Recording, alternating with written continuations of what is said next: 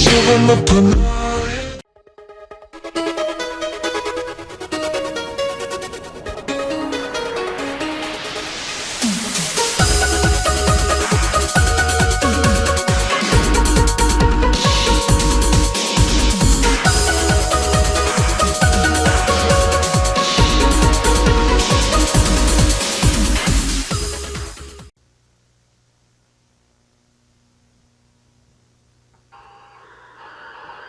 the fuck? What's going on? So what the fuck? Yeah, man, so I don't really know what I can say as far as like the econ special is concerned. I guess the footage just came out kind of weird, sort of like your footage here. Like, why are you so dark? What do you mean? It's fucking like 7 p.m., so of course I'm dark. What was that sound? Sounded like I'm watching boxing. Nah, dude, that sounded like that was here. Well, yeah, I mean, I'm watching two people box each other in the dark in real life, and one of them fell on the ground, and just don't worry about it. It's fine. Are you... Dude, that sounds like that's here, dude. What do you mean that's here? Like here at my fucking house, dude. Are you here at my fucking house? There it goes again. No, dude. What the fuck? It looks light in there. It's dark in here, you were just saying. Am I? He's tripping. Shit. He's tripping. What the fuck? Hey! Let me in the fucking... Is someone coming inside? What the fuck, dude?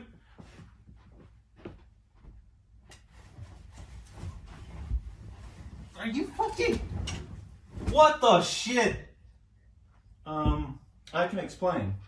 I have a perfectly good explanation. You know what? I know what I need to do. I know what I need to do. I know what I need to do.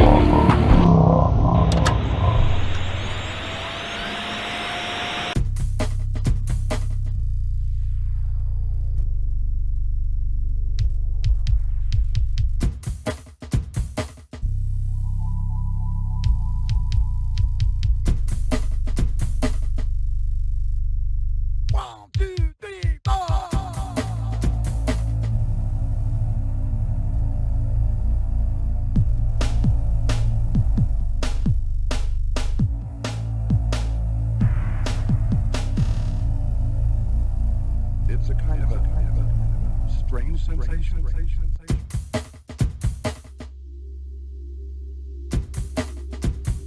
The only way to the other side is through the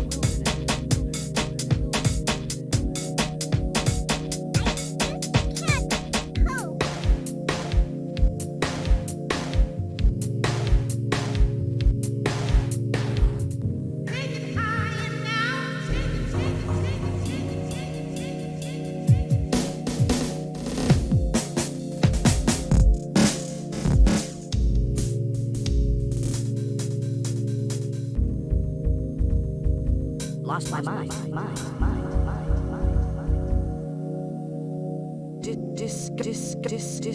Discover the wonder.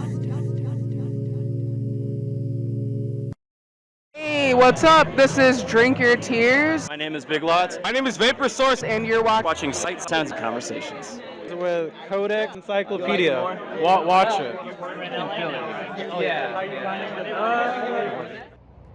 Hello and welcome. I am your host, Codex, and this is Sight, Sounds, and Conversations. On today's edition of Sight, Sounds, and Conversations, we have a wonderful mixture, if you will, of talent, of inspiration, of drive, integrity, and all of these things were brought together by none other than the event that took place earlier this year, in August to be exact, in New York, which was Econ 3. During that weekend, there was a lot of things in the air, not just for myself, but for a lot of other people, metaphorically and literally speaking, as far as travel, concerns of meeting people for the first time. And through this, throughout this whole show and through the whole event for me as well, I learned that everything comes with patience and much care, love, and respect. And a lot of the people in which you're going to see work of today bring exactly that. Whether it be the interviews from none other than Emmanuel and Ognos and Ronnie from Vaporspace STL, and the artists that you will be seeing throughout the episode today, such as the artist which you're about to see after a music video block, which will start the show today. In this music video block, you'll get a taste of some of the artists that have played not only in our show, but took a form of presence, be it playing in some of the events around DCon 3, whether it be at the Tape Swap, or whether it was at Vaporspace STL or Club Genki. The artists presented in this upcoming music video block will, again, drive further home what I just mentioned in this intro. So without further ado, here we are with our music video block. Thank you.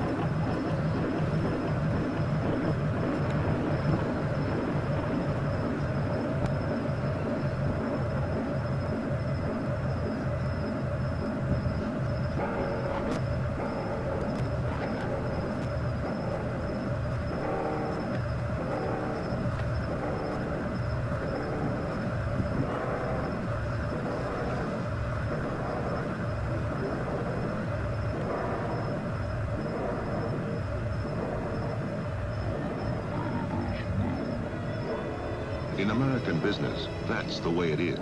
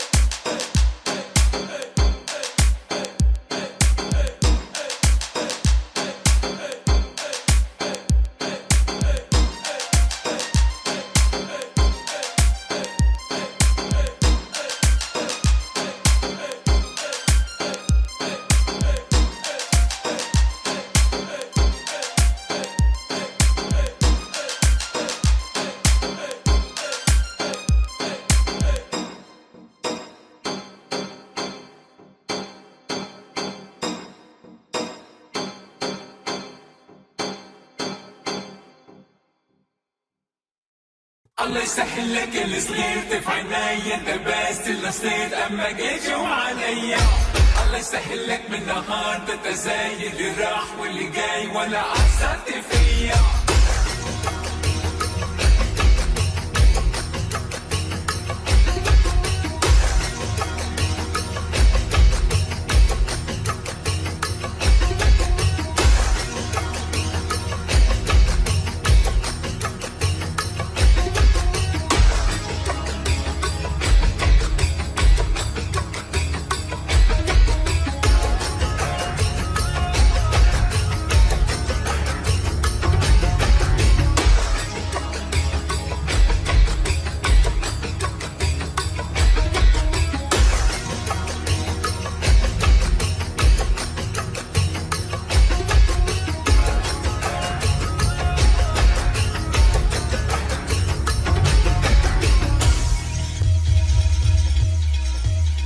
الله يسهل لك الصغير في عينيا انت بس اللي صرت اما جيت يوم عليا الله يسهل لك من نهار ده انت زي اللي راح واللي جاي ولا اثرت فيا الله يسهل لك الصغير في عينيا انت بس اللي صرت اما جيت يوم عليا الله يسهل لك من نهار ده انت زي اللي راح واللي جاي ولا اثرت فيا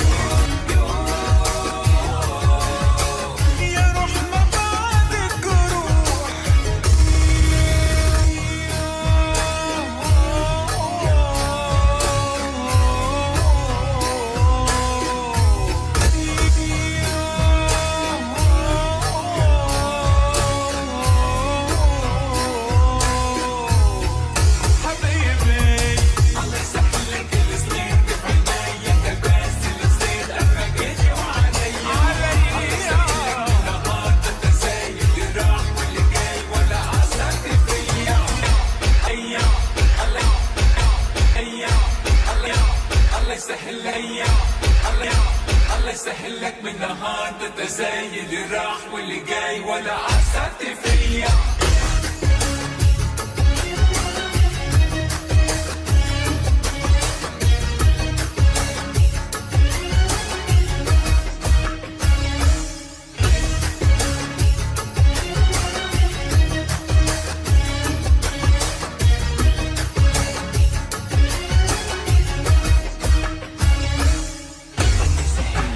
صغير تفعلان بس بصير أما جيت يوم علي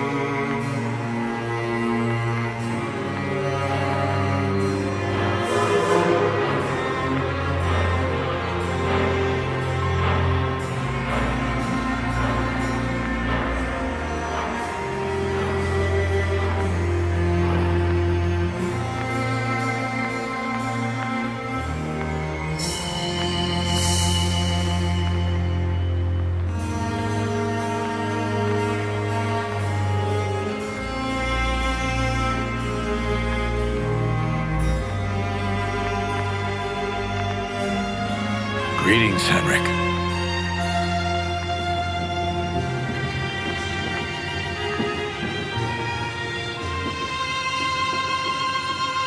You're facing the back of the train.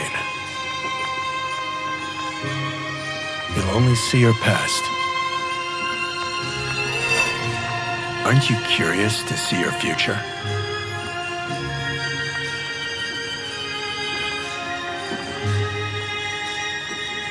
The past it is.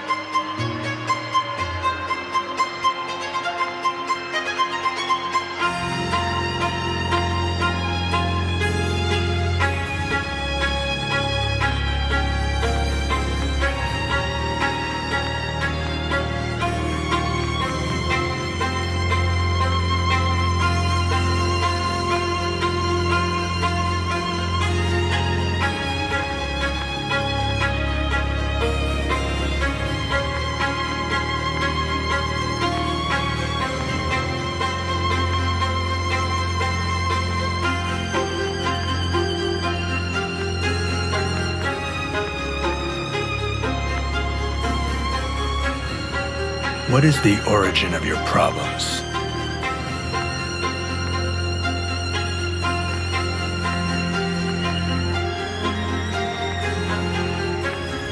Your dissociation from reality.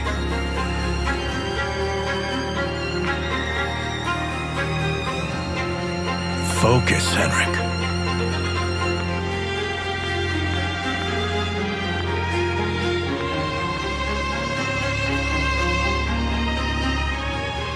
You have the answers.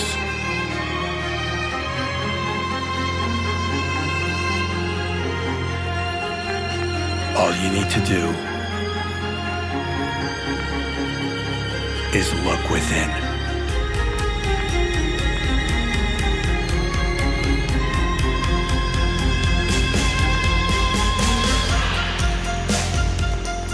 All haunted souls remain on Earth. They fail to go as they came.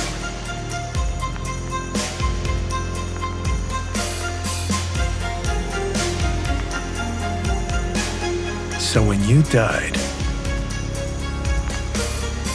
why did you stay?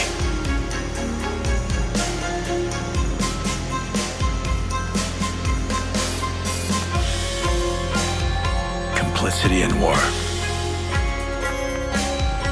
The advancement of destruction, furthering the divide between the natural and the industrialized society. These are the weights the man of the past carries. These are the sins that haunt us. As time goes on, the divide grows stronger. You become obsolete in the ever-changing world. Like you, we saw for ourselves the beginning of the end and indebted ourselves to the great reversal. Unlike you, we've changed. We learned our place above the sea and beneath the stars. If we fly too high, the sun will burn us down. Too low, we drown. So why, when we call out the gods, all we hear is silence? It's because, Henrik, we're not enough. We need you too. the man of the past.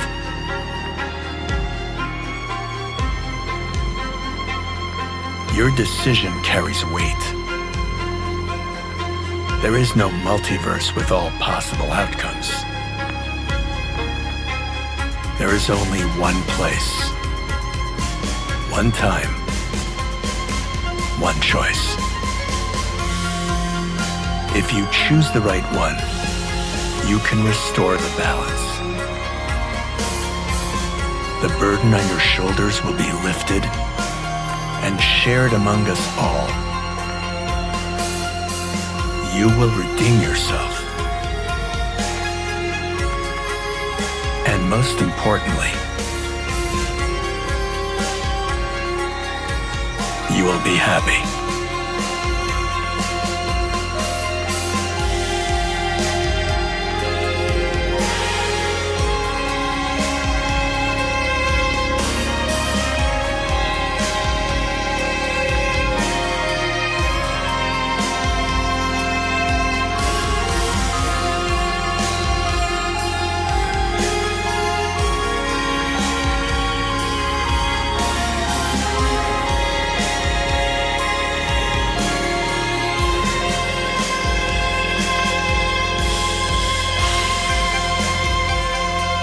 Things are just like they were.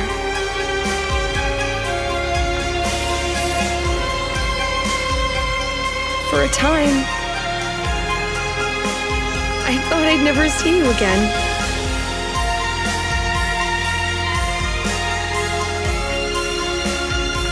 Tell me I'm not dreaming.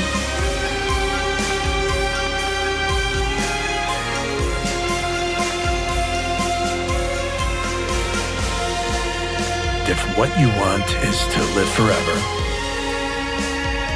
with your memories you cherish most,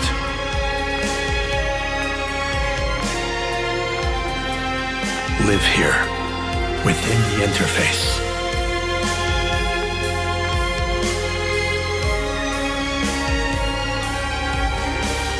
Is this truly the afterlife? Are you here to stay? In his eyes is chaos unknown. He hides more than you wish to know. You're not free from guilt either. That's why he preys on you. Capture the devil that haunts you. Cast him to the light.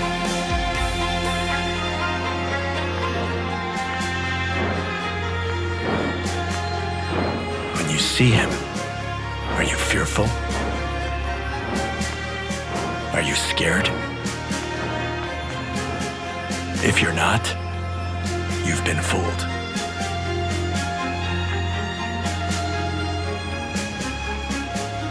When you see him, what do you feel?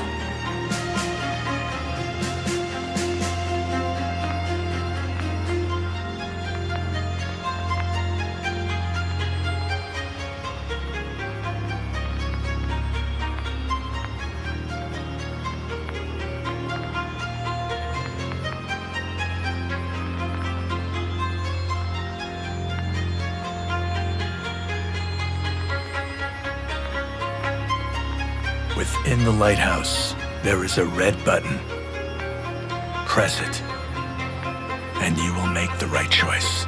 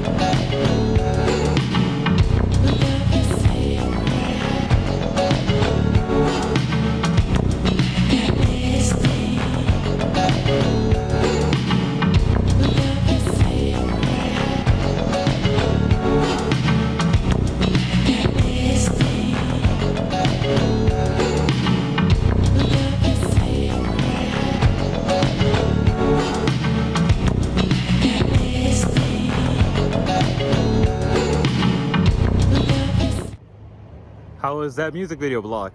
Pretty neat, huh?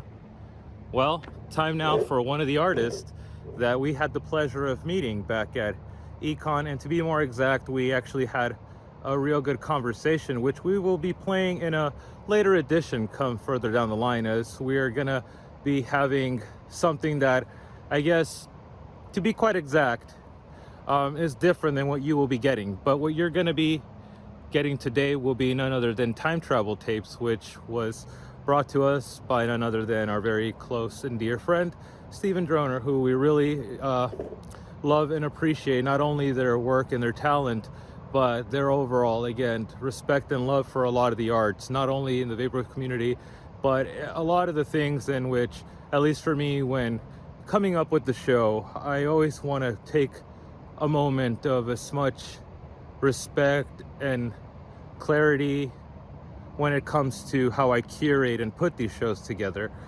And one of the things that I feel I've channeled, if you will, have been some of the posts that Stephen Drone here has shared with some of us online at Instagram. So in this upcoming performance by Time Travel Tapes, you will be getting a form of organized chaos that I feel would only be brought justice by somebody who, again, has paid a lot of attention to not only ambient, dream punk, a lot of cyberpunk things, you know, but also a lot more of the IDM type of sound, as well as incorporating the stylings of people such as Delia Derbyshire. Sorry if I got the name wrong. It is quite early in the morning, but without further ado, I thought of no better time than present this artist than right now. So without, again, further ado, here is a short performance by Time Travel Tapes. Thank you.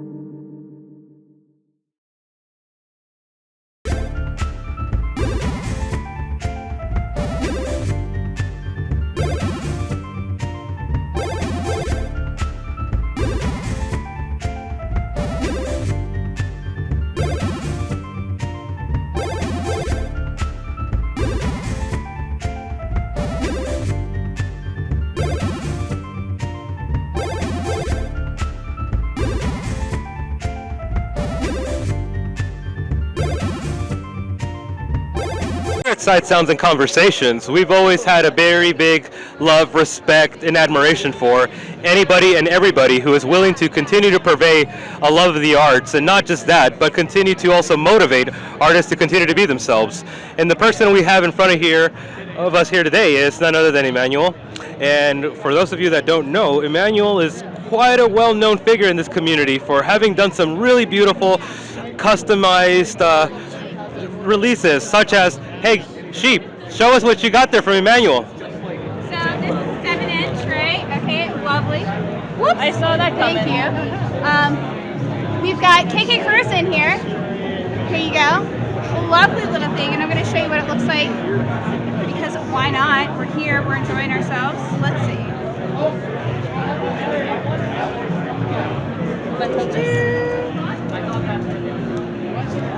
Lovely little gifts. This is the best part about Electronicon, everybody, is when everybody's got like little things to give to each other, all of the love, all of the appreciation. This is like the best part about the community.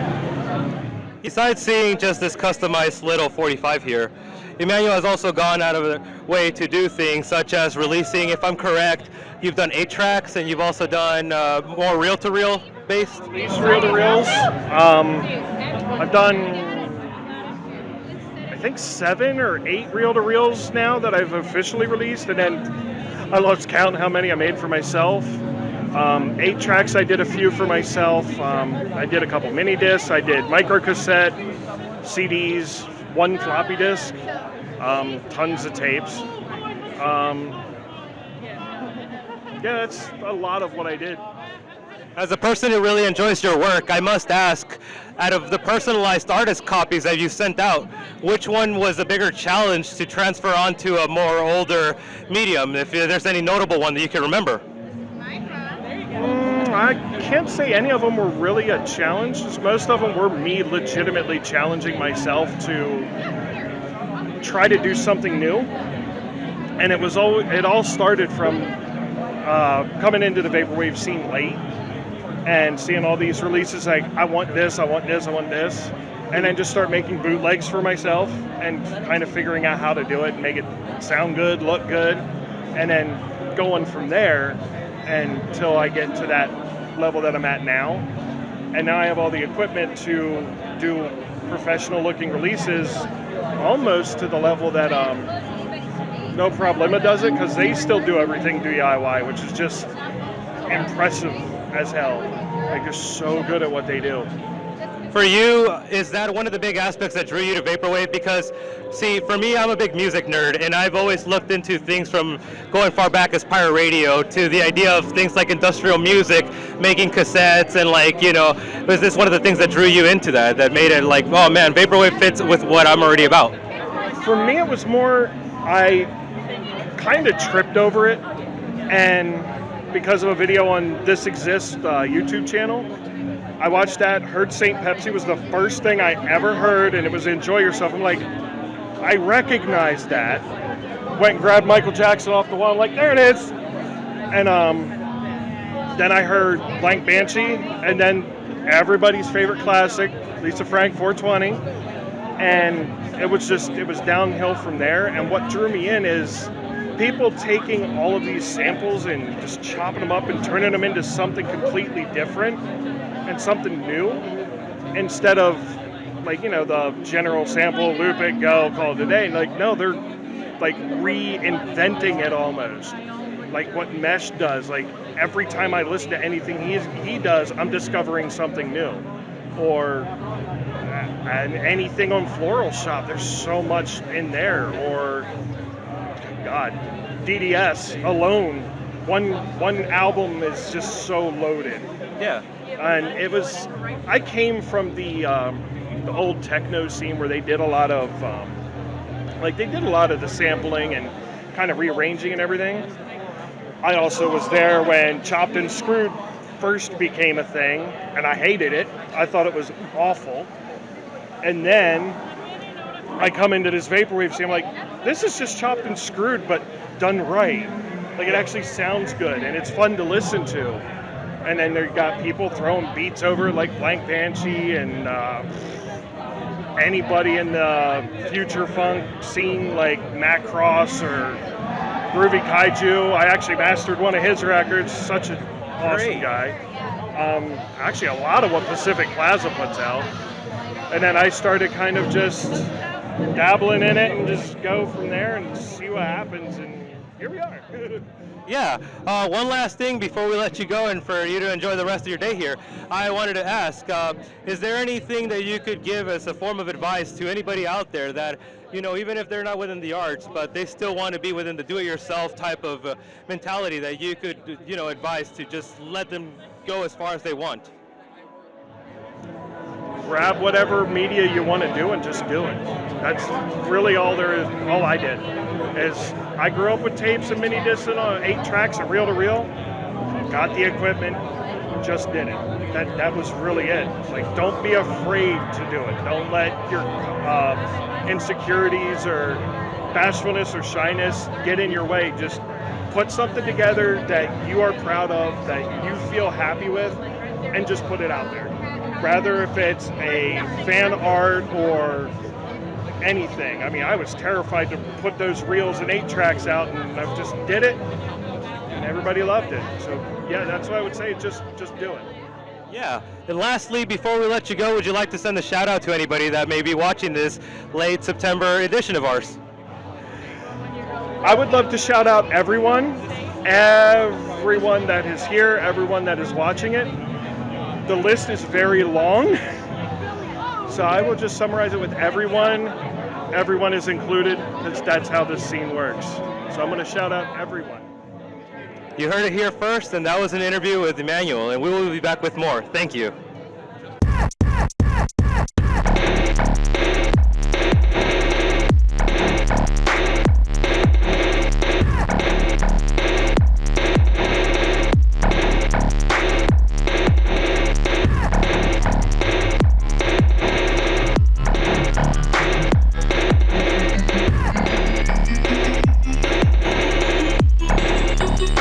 Here is currently the crowd that's piled up outside of the Luxury Elite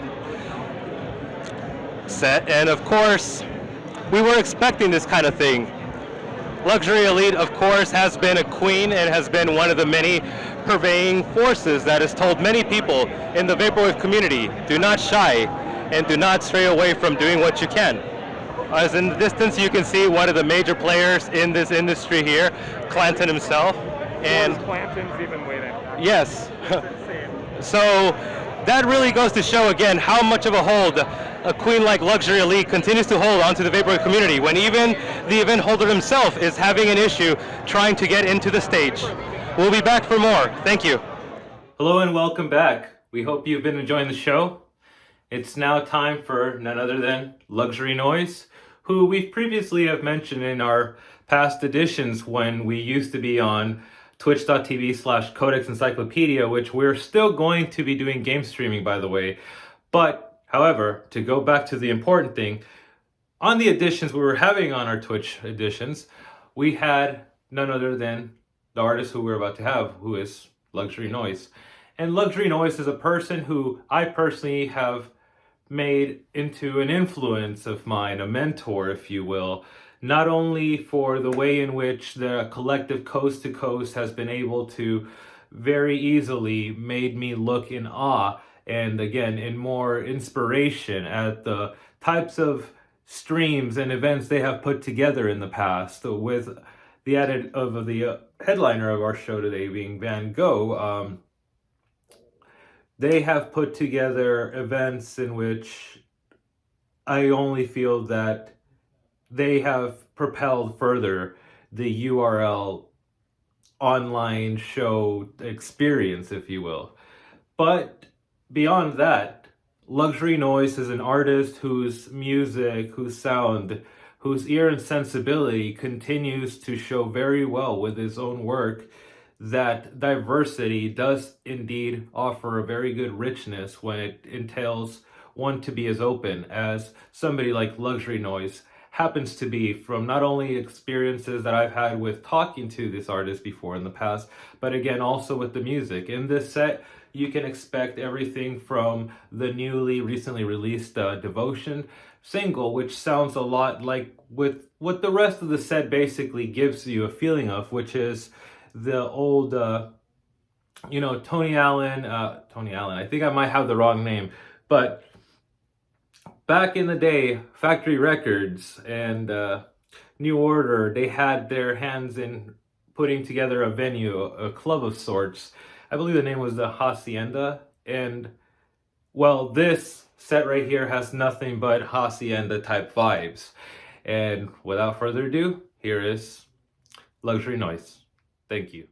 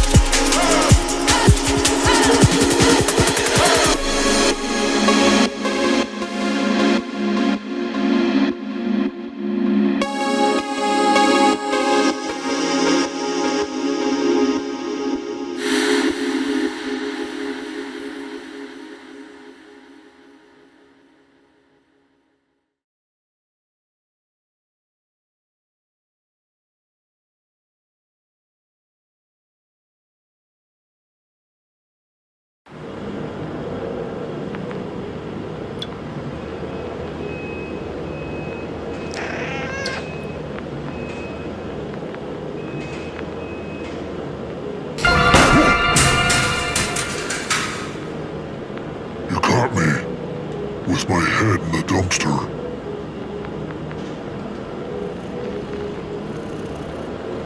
So, can I help you? Did you do that? M stands for mischief.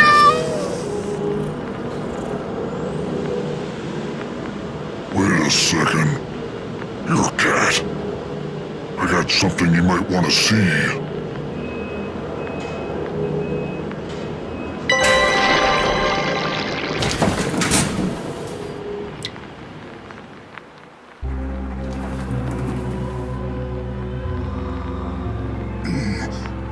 Mischief, what did I tell you about bringing dirty dumpster animals into the studio? Excuse me, sir. But I was the one in the dumpster. You're not looking so great. I'm not going to be able to film the promo today. Are you alright? I think I have an intestinal worm. What makes you say that? I can feel it moving around. Pretty sure you don't have a worm. I know a lot about worms. But if you want, I can go in there and take a look around. It would be a lot more uncomfortable for me than it would be for you. I'm going to the hospital.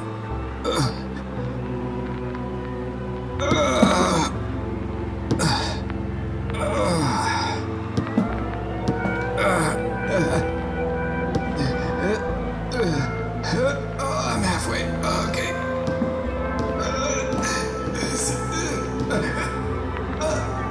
I made it to the door. Okay. Just two more steps.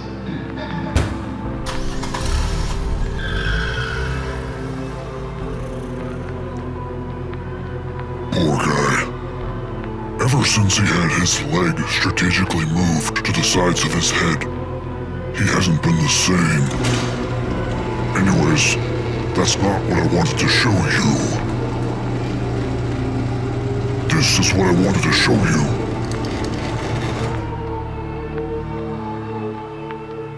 Hi everyone, my name is Justin. You know me as Umami. For the past couple of months, I've been working on a bird. Tweet, tweet, tweet. I'm trying to be a bird. He is now available for pre-orders in my merch store, and he'll be available between now and the next couple weeks. Did you miss me?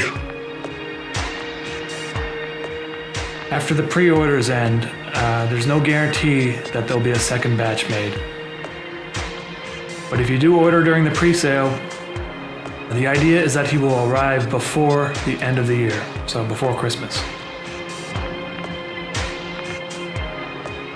Thank you for making it possible to have something like this be made. It's cool to have some custom things in the merch store. So if you're interested, check out the link. It's in the description below.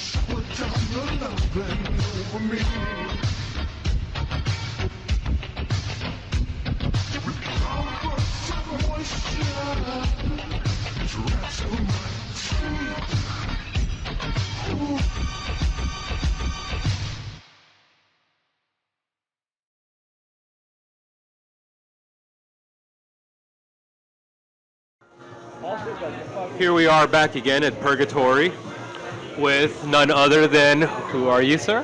I am Ognos Music on Instagram and Twitter.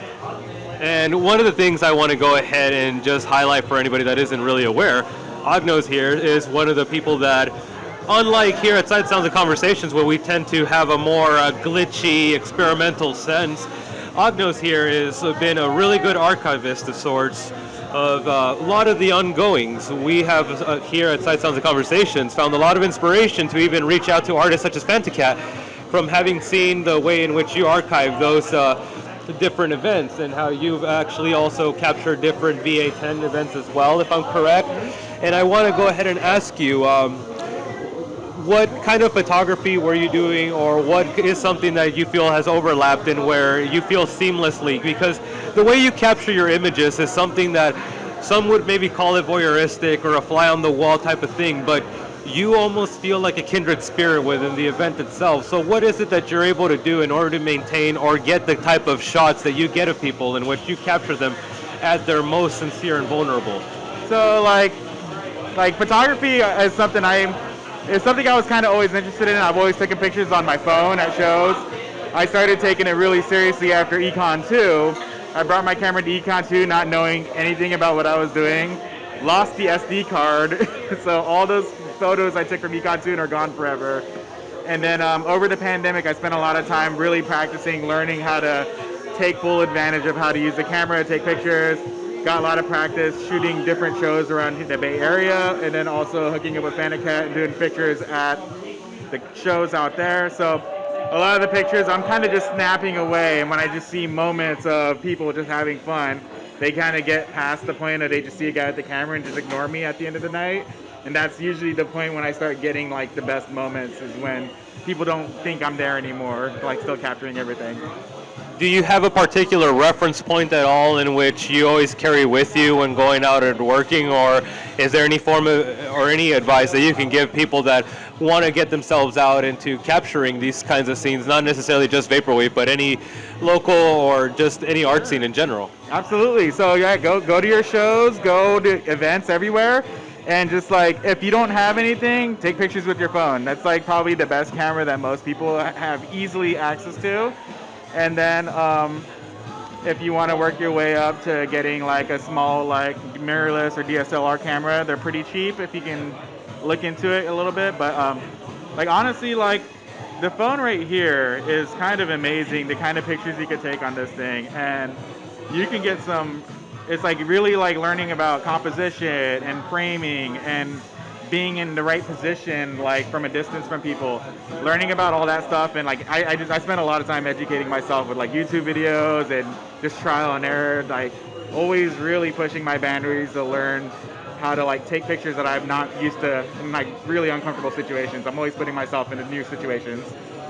Yeah, no, and it's definitely shows, and we here personally at Sight Sounds and Conversations feel really honored and pleased to have finally gotten a moment with you. As again, here on the show, we've been really big fans of your work, and we mean that entirely, not just me as a host, but as well as the show. And we hope that we can speak more times, and it was a pleasure to have been able to have had a moment with you. If there's anything else you'd like to tell the audience, we'd love to have you say so. Right now, give me a follow on Instagram and Twitter at Ognos. You can check out some of the work. I have a bit of a portfolio at ognos.com. And then just, if you see me out there taking pictures, come say hi. I love taking pictures of people, whether it's more voyeuristic and they don't know, but I also love taking pictures of people like posing for me and having fun at the shows. So yeah, you can find me on the internet, or you can find me at Vaporwave shows, mostly all over the West Coast. That sounds amazing, and we look forward to seeing you taking more pictures indeed. And it was a pleasure to speak to you, Ognos. We hope we see you again soon. Awesome. Thank you so much, Manny. No problem. Have a good one, and we'll be right back for more. Thank you.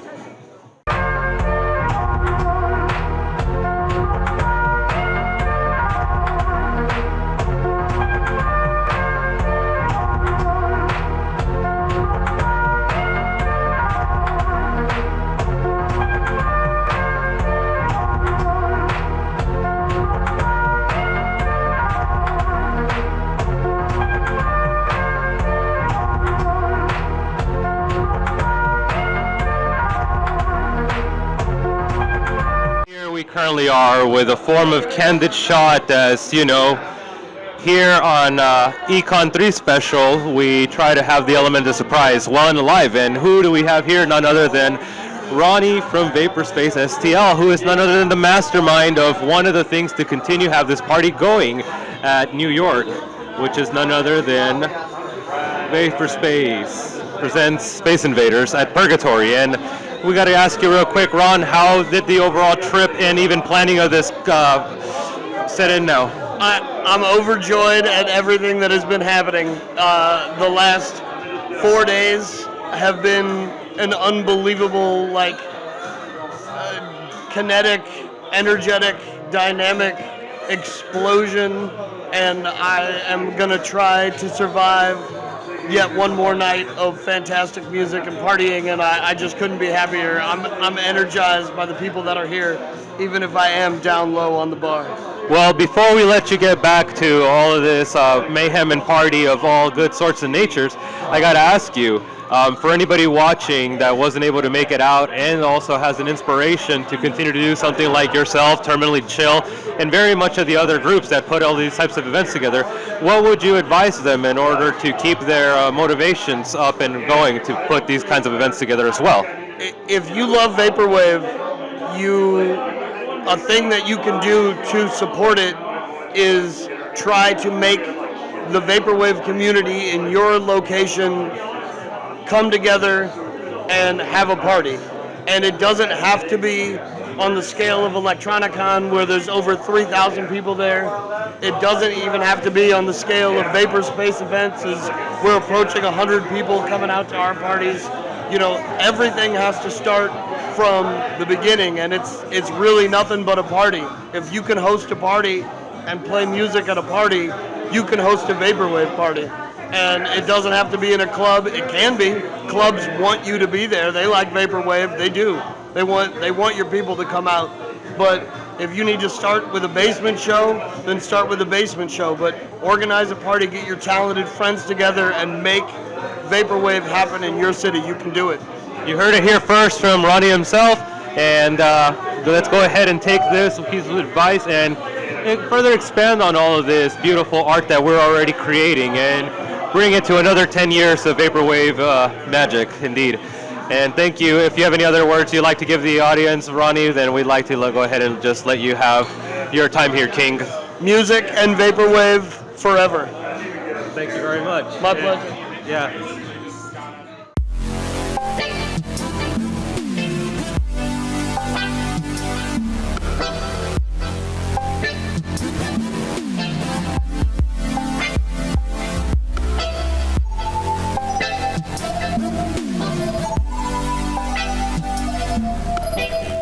Hello and welcome back. We hope you've been enjoying our special edition of the end of summer, beginning of a whole new world of trouble for us here at Sight Sounds and Conversations. The past interviews, we hope you found them not only informational, but more importantly,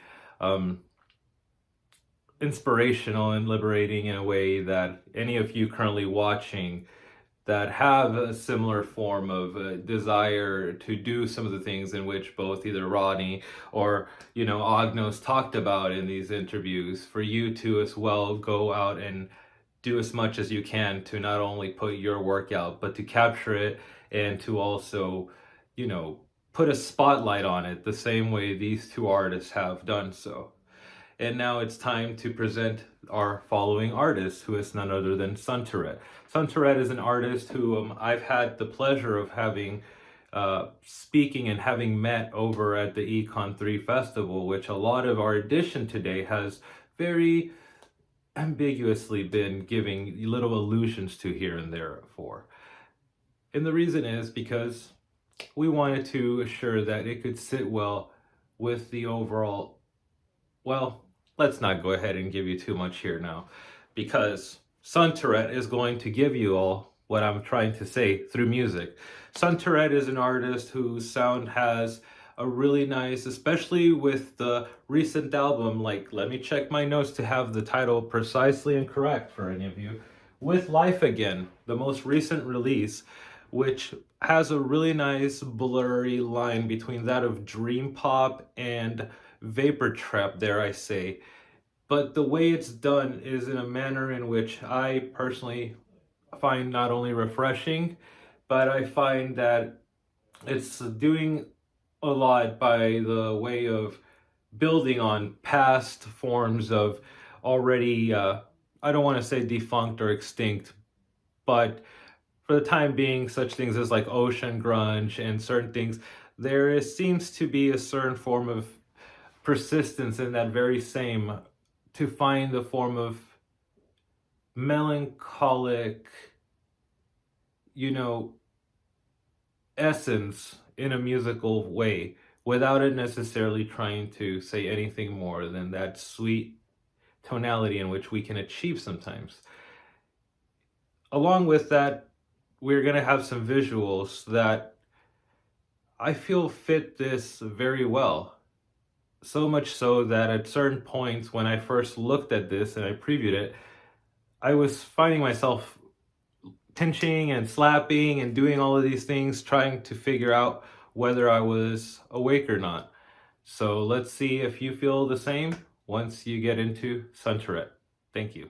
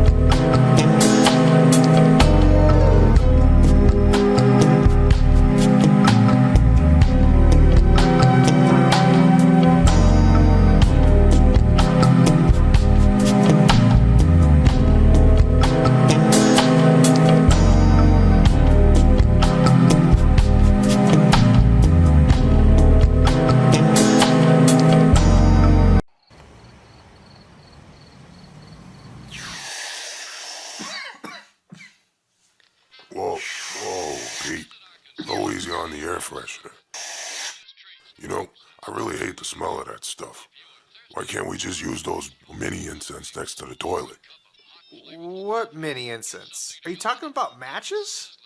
Those aren't incense. They smell like sulfur. Well, they smell good to me. Why can't we just buy a ton of them and burn them throughout the apartment? Okay, fine. I'll pick up the free matches the next time I go to the gas station. Whoa, you don't even have to pay for them? Now that you mention it, I notice you never buy napkins either. Same with ketchup and mustard and relish and ranch or any other condom you can think of. There's a lot of things you can get free, pile. I'm the scavenger king. I can practically get anything for free.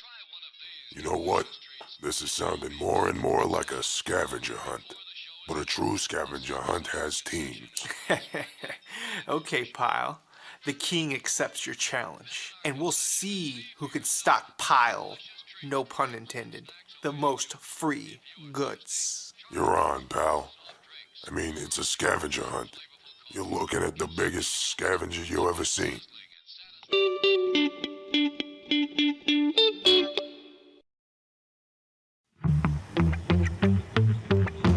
Scavenger hunt?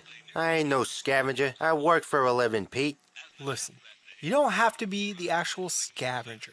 You can be like my security, you know, my big to my Rob. Security, huh? That wouldn't look bad on my resume. And it's an honest day's work. You know what? I'm in. All right, you better tag along too. Oh, sounds like freeloading to me. Oh, it's good, it's good, it's good, it's good. Scavenger hunt? Oh, we're hunting scavengers? No, Marlo, we're the scavengers, and we're gonna hunt for as much free stuff as we possibly can. You know what? You'd be surprised how many businesses started that way. You got yourself a scavenge partner, pile. Perfect. You hear that, Pete? Marlo's on my team.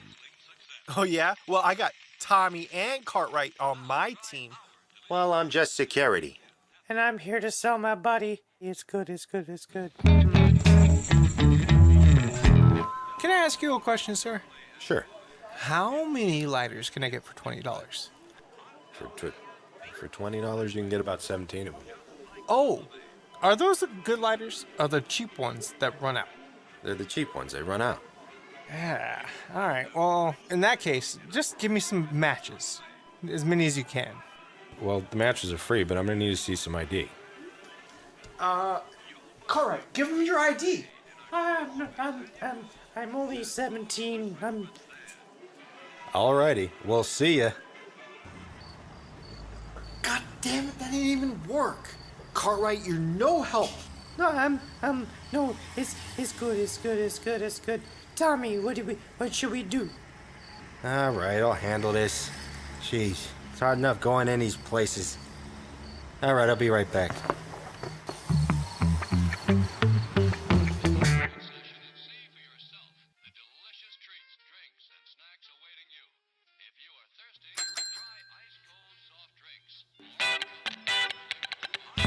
If I stand in line any longer, my sciatic is gonna give out. I hate these places. God, there's so many weird people. Why is this line taking so long? God, this guy in front of me, why does he have to have a credit card? Hurry up. Chip, or do I do the swipe? Do the chip. Chip? Chip. You want a receipt? Does it cost extra? No. Then I'll take 2 receipts. There's only one, sir. No, I want 2 receipts. There's only one, sir. Come on! We've been waiting here for over an hour. Hey, let me get a pack of matches. You kidding me? Can I see some ID? ID? I'm a knife, pal. You look more like a letter opener to me. You know what? F this shit. Alrighty, we'll see ya. Tommy, seriously? Pete, I don't want to hear it. You specifically asked me to do security. Tell me something. Why does it seem like the more teeth a person is missing in a convenience store, the longer it takes them to complete a task? Okay, this is turning out to be way more work than I expected. This isn't work, Pete. This is the art of freeloading. And you know what I just realized? I don't need to be here. Come on, Cartwright. No, it's good, it's good. Tommy, wait! We're supposed to be a team! Hey!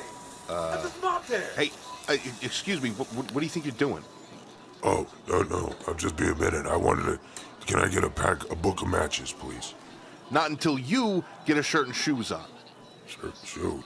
Read the sign. No shoes, no shirt, no service. You kidding me? What shirt is gonna fit me? You can figure that out outside, pal. Marlo, they kicked me out. Can you believe it? They have this crazy policy. He was screaming at me. He kept saying, no shoes, no shirt, no service. Oh, yeah, that was invented in like the 1970s when hippies were invented. He thought you were a hippie, pal. Well, you know what? I came into this world without any clothes on, and that's how people are gonna accept me. No, listen, pal, that rule doesn't apply to you. You're not a hippie in the least. You're like the anti-hippie, if I will. Other than the fact that you smell like one. Look, Marlo, you're gonna have to do this for me. Watch this. I may even get us free porn. Hey there. Can I help you with something? No, listen. Do you have free items? I want all your free items. Give me all your free items. Whoa, okay, man, just calm down. Calm down.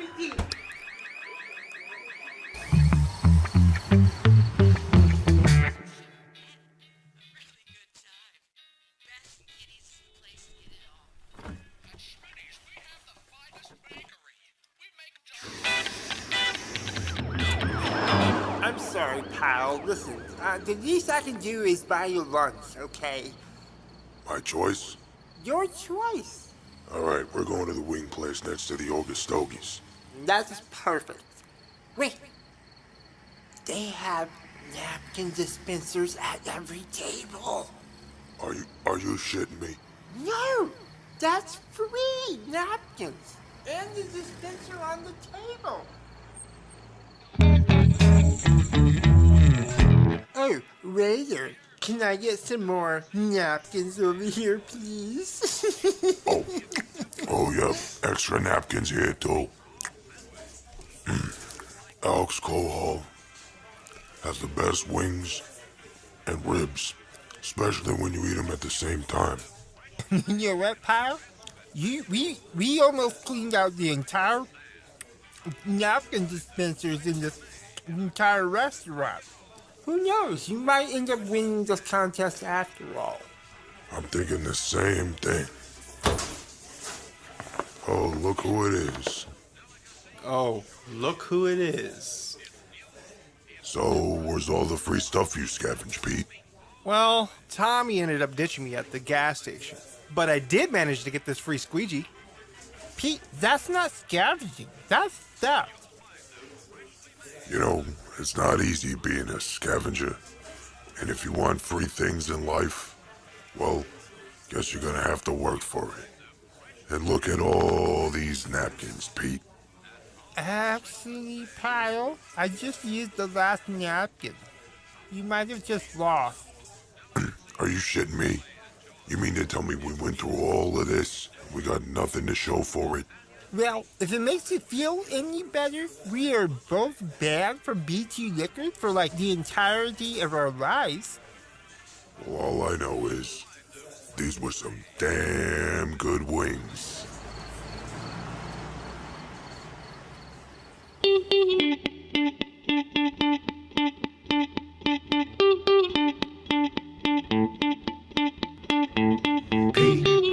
Pee in the pile, pee in the pile of shit.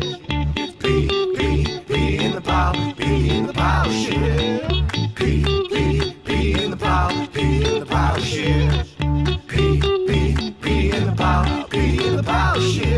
Hey, hey, pee in the pile, pee in the pile, pee in the pile of shit. Oh well, wow! What a fun day! That was pretty exciting, Tommy. What do you think? Fun isn't the word I would use. And wait a minute. I'm holding the keys and we're already inside. You didn't lock up this place? It's good, it's good, it's good. Look at Deli Brian's here. He's been here the whole time. Oh, hey, Deli Brian. Well, you're lucky he's here, Cartwright, because somebody could have been scavenging this place the whole time. Now get back to work. It's good, it's good, it's good. Monkey Rocco! Hello and welcome. Today on Sight, Sounds, and Conversations, we are starting. It won't be a consistent and permanent segment, but this is a segment that will no less be happening now going forward on Sight, Sounds, and Conversations. And what we will be focusing on is something that we are going to be calling I Can't Believe I Was There.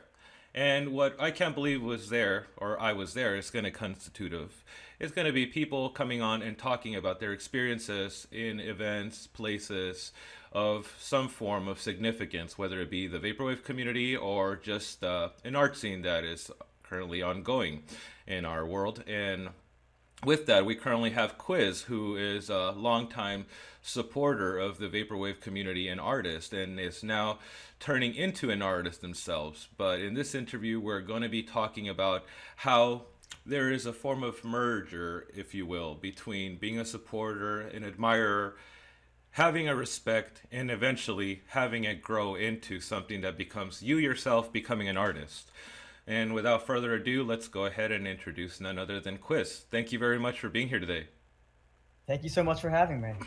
I really appreciate you being a part of this episode because, you know, when we were at Econ here at Sight, Sounds, and Conversations, we couldn't help but notice that there was a lot of people with a lot of, you know, I would say wanderlust almost in their eye and almost a glint, something that really spoke, at least to me personally.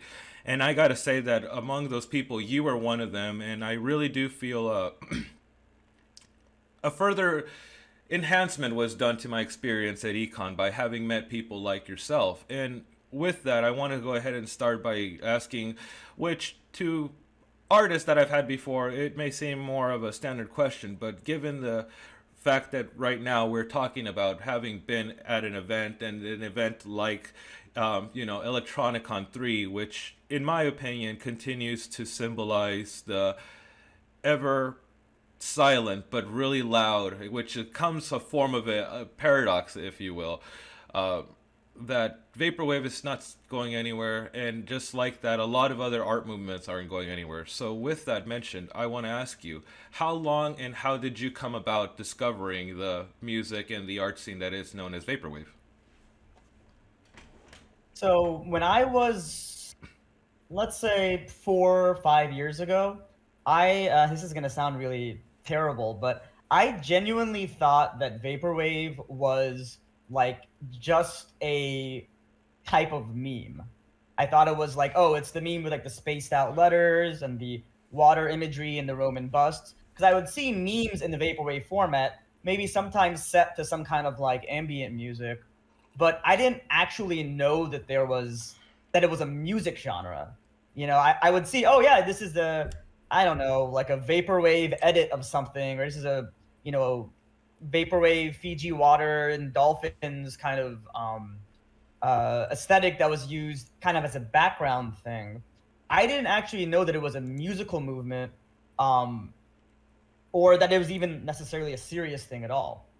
But I have a very good friend of mine, my oldest friend actually, who threw a party at his house. I don't remember exactly when this was. I think it was the summer of 2019. And he basically was like, oh yeah, it's going to be like Vaporwave themed. So just like wear something like 80s or like just Vaporwave, kind of like something that is in that sort of area, but like dress up, come and, And I was like, I've never dressed up for a party like this. It's not a Halloween party.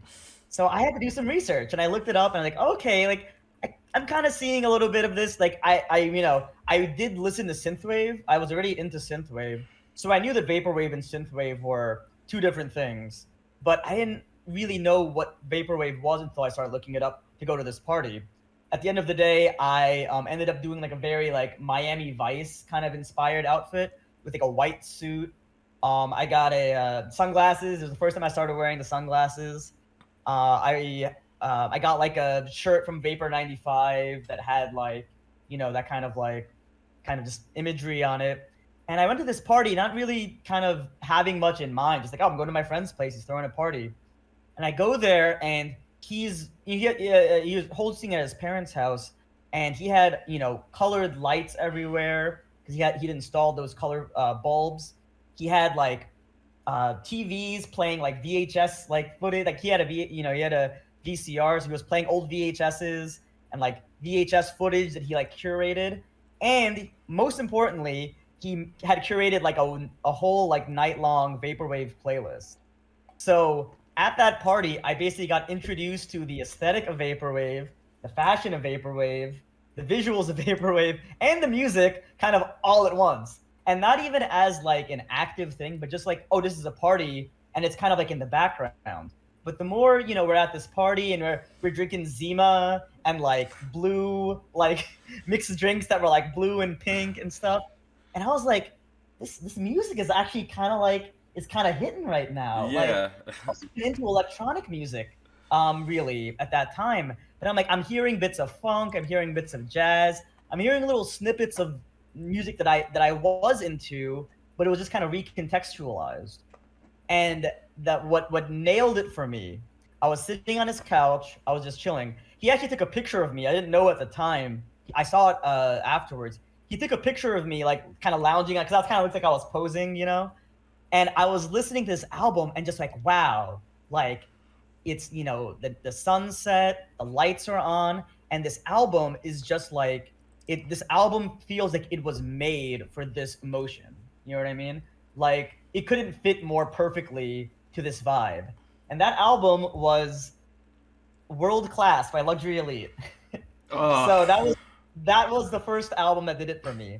And then I ended up crashing at his place, and the next day I woke up, you know, and I heard from downstairs he's playing more vaporwave. And I'm like, damn, like I'm like kind of like still a little messed up from last night, kind of groggy, and I hear this music from like downstairs, so it's super muffled, but it's just got this really evocative feeling behind it. And that was 100 Mornings by Windows 96.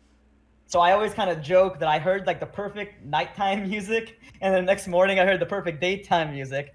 And those are basically my two of my favorite vaporwave albums to this day. I actually have both of them on cassette because I tracked them down because they were like rails. But basically, I got into vaporwave, you know, just not even meaning to or not even knowing it would happen. But I like the way I kind of put it is like I lived the aesthetic, you know, for like a night. Yeah. And it immersed me into it. No, and that's a really beautiful story, and I do mean that because, you know, I did note that you were saying in the beginning that you felt that, oh, maybe a little concerned about you maybe saying, well, I kind of found it just a meme. You know, it's been a thing that you're not the only person that's found a meme element to it. Me, myself, as well. When I first started listening to Vaporwave, or came across what is a Vaporwave, it was around 2012. I started hearing, you know, the Macintosh Plus for Lisa Frank 420 was going around a lot in some of my friend circles, and I honestly thought it was just some. At first, I will be honest, I thought it was just one of my friends bullshitting me, trying to make me believe that there was this song on the internet that's going around, and I was, and I'm a big music nerd, so I was like, the first day I was like, what's up with this Diana Ross loop? Yeah. And you know, and after a bit, I was like, you guys are just annoying me because all of a sudden, like, they would bring it up all of a sudden. They're like, Lisa Frank 420, dude, and I was like, okay, I don't know why, but you guys would bring that up, and it wasn't until maybe say 2014, 2015 that I was working at a call center for Verizon, and on one of my ears that was, you know, exposed, I would have a headpiece on while I had my other headset on. I had long hair, so I could just listen to music for all of my shift and not get caught. And I had a bunch of Vaporwave downloaded. Now, I still wasn't too much into Vaporwave myself, but and out of all days, the day that it finally clicked for me was the day when the Paris shooting that had happened during the Eagles of Death Metal show. And I was just really kind of like irritated about, you know, just seeing people trying to have a good time and seeing some fucking horrible shit happen like that. And I couldn't listen to more music with lyrics that day, and I was just frustrated. And I was like, man, I can't listen to Eno either. And I saw that there was like, I had all this vaporwave that I had downloaded, and I just put it on shuffle.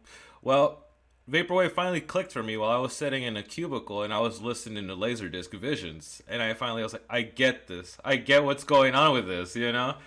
Yeah. And yeah, so I totally understand what you mean coming from that. Now, one thing I will say, and also reference with the meme thing, I don't think that you should be a person either to feel so you know, reluctant about sharing that part, because, you know, from doing some of the research on you and your Twitter, you are a very I don't want to say entirely innocent, but you got more of like a Juvenalian style Simpsons sort of humor about the way you like things. I see some of the memes and things you post, and you know, they're really well meant. Now, with that, I also want to ask, you know, from going to Econ and meeting you, had that been your first actual vaporwave show, or had you experienced it before? Now, before you answer that, I want to say that you already, having said what your introduction to vaporwave was, I don't think you really needed a show anymore. I mean, you had a crash course in what the movement basically was in one night, and accidentally, no less. So that, I feel, was probably one of the most pure ways of also, you know, having it, at least for you, finally set and click in, and you're like, huh, this is what this is and how it speaks to me. But to again reiterate the question was, had you been to a vaporwave show before you went to Econ, or was that your first show? So you know, one thing that really happened for me, because remember, this was 2019 when I got into vaporwave. Yeah. I wasn't really, I didn't actually get, I had found a little bit of it and I listened to those albums, but I wasn't really into it in that way Yeah. for another few months. But what happened is, I'm gonna answer this kind of in two ways, because what really changed the game for me was in March 2020, I watched a URL show. And I know you're probably meant an in-person show, but I want to give a little shout out to URL shows, because URL shows are the reason I'm in this scene. They're the reason that I'm in the community and not just listening to the music passively.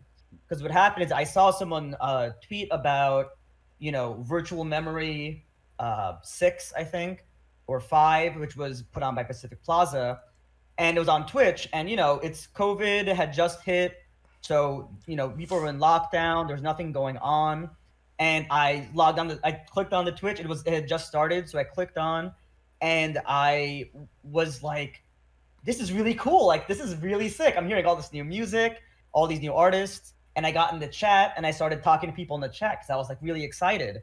And then, you know, we all exchanged social media information, you know, see you at the next one. And we all kept in touch with each other. And that's how so that was the first part of it when I really got into the vaporwave community. And I know that, like I said, I know you mean IRL shows, but I think that actually I don't. That it falls under that for me, and that's I think it's wonderful that you mentioned that. You know. But after doing that, when I was in the community and followed more people on Twitter, I started to see people talking, you know, like I talked to Skeleton Lipstick, who is now a very good friend of mine, and just people in the Philadelphia area. And I heard about, you know, Terminally Chill, which is this vaporwave party that is in Philadelphia, and it's one of the one things that, you know, one of the you know, at least back then, was one of the few regular vaporwave shows. Now, you know, I'm really happy to say that there's a lot of them. But back then, that was happening. It was like, this is, you know, summer of 2020, so nothing was really happening. But what happened, the first thing that happened was Virtua 94, shout out to them, also a Philly-based label. They had an event, just a one-off event. I think it was called Super Party Ball. I think they may have been multiple of them, but that one was called Super Party Ball. And it was like an IRL thing that they had. It was the very first event of any kind I went to after the COVID lockdown had ended. And it was basically a bunch of Virtua 94 artists, and they were set up in a room with, you know, like consoles, and it was like a really cool venue that had like a pool table and a bar and ping pong table and all this stuff. But that was the very first IRL show I went to, and there weren't a whole lot of people there because people were still feeling it out. But it was cool because I met Skelly, who I refer to now as Skelly. I met him for the first time. We hung outside the venue and we caught up and we just got to meet each other, see each other's faces and talk. And I met all these kind of like people who I'm now friends with. The craziest part of that was that I met this guy. Like I had just gotten there. This one guy comes in like a guy a little bit taller than me, like glasses, just kind of very serious looking guy with a backpack on, and everyone's like crowding around him, and I'm like, who's this guy? And I kind of like nudged the guy next to him, like, who's that? Like, I don't know anyone. I know everyone from Twitter. I don't know what anyone looks like.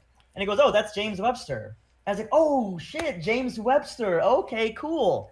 I did not know who James Webster was. Any clue? I walked up to him. I said, hey, what's up? I had seen James Webster, like people like his name come up on Twitter. It's like, oh, hey, what's up? Like, I'm Quiz. Nice to meet you. Very, very nice guy. Like, very chill. And I was like, James Webster. Okay, that's Dynamic Shroud. Okay, I got it. Oh yeah, I heard of that Dynamic Shroud. I think. And I went home and I listened to them. And like, oh shit, like that's that guy. Yeah. That was my very first URL show. I might have some pictures from that actually. But that was my very, very first IRL event. And it was pretty low key, but it was nice. Again, they had a bank of like CRT TVs playing visuals. They had the music and we got to dance a little bit. Just kind of got to meet people IRL. And it was just, everyone was kind of feeling things out post lockdown.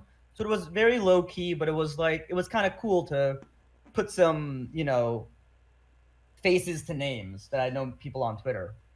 And since then, I've actually been to quite a few Vapor events because I've been to, at least half a dozen Terminally Chills. Yeah. Since then, I saw Death's Dynamic Shroud several times. I saw George Clanton. So I've been to a lot of IRL shows for sure. And nothing ever like Econ, of course, but I had one reason I was excited for Econ was because I loved IRL shows. I loved the energy, the camaraderie, like the friendship, the positive energy from that. And I really came to Econ with the goal of just giving off that energy. Yeah. Because I realized like I went to these shows and we kind of all fed off each other, especially because it was post-COVID. Everyone was kind of post-lockdown, I should say, not post-COVID, but everyone was kind of feeding off each other's energy, and it was like this. Just everyone was so happy to be out and happy to be seeing other people and happy to be seeing live music again. And I realized before I went to Econ, I was like, there's some people this is going to be their first IRL Vapor experience, and I want them to feel like hype and welcomed and just that positive energy that I felt when I first went to these shows, because that's what really made it for me. And hopefully I succeeded in that. I don't know, but I like to think that a little bit of that enthusiasm may have rubbed off on people. Yeah. Well, I mean, it's great that you mentioned this because now we're basically segueing right into what is Econ, and we will be watching some footage here and there from your time at Econ, and I want to go ahead and ask, did you manage to be at not just Econ, but did you go to the tape swap, and did you happen to go to either Genki, or did you go to the Vapor Space? So I went to the tape swap. I was there for the whole, basically the entirety of the tape swap, more or less. I think I left halfway through the final set of the tape swap, if I remember correctly. I went through all of Econ. I only missed groceries set at the very end of Econ. And for the next day, I was at Club Genki at the very early afternoon because my train back was at 5:30. So I went to Club Genki at 2, and I hung out with. It was kind of nice because Pacific Plaza and Groovy Kaiju and Jean-Luc, a lot of the Rosewood guys who were there, and all that whole gang. Those are my friends. Those are my buddies, and it was nice to kind of hang out with them a little bit and just get some more chill kind of socializing in. But I met Ronnie from Vapor Space, obviously St. Louis, which was awesome. But I left before it really popped off, and I kind of regret that, but at the same time, I was like physically, I was done. Like I Yeah. knew, you know what I mean. I went inside to the Club Genki, like the bar, and it was just like it was claustrophobic and it was like hot, and I was just like, I can't do this anymore. Like I gotta be outside. I'm chilling outside, but like my train is coming up, but like actually one of my friends was there and he drove and he was like, hey, if you want to stay later, I'll just drive you back, no problem. And I was like, no, I gotta go home and like recover because I'm done. But I was, I gotta say the Vapor Space, that event was incredible. And I wish I was there, but that weekend was so good, I can't even have regrets. You know what I mean? No. It was like a blessed weekend, and it felt like everything happened like the best way it could have happened. Yeah. So I'm not regrets. And that's good to hear because one of the things that I'm basically going to ask and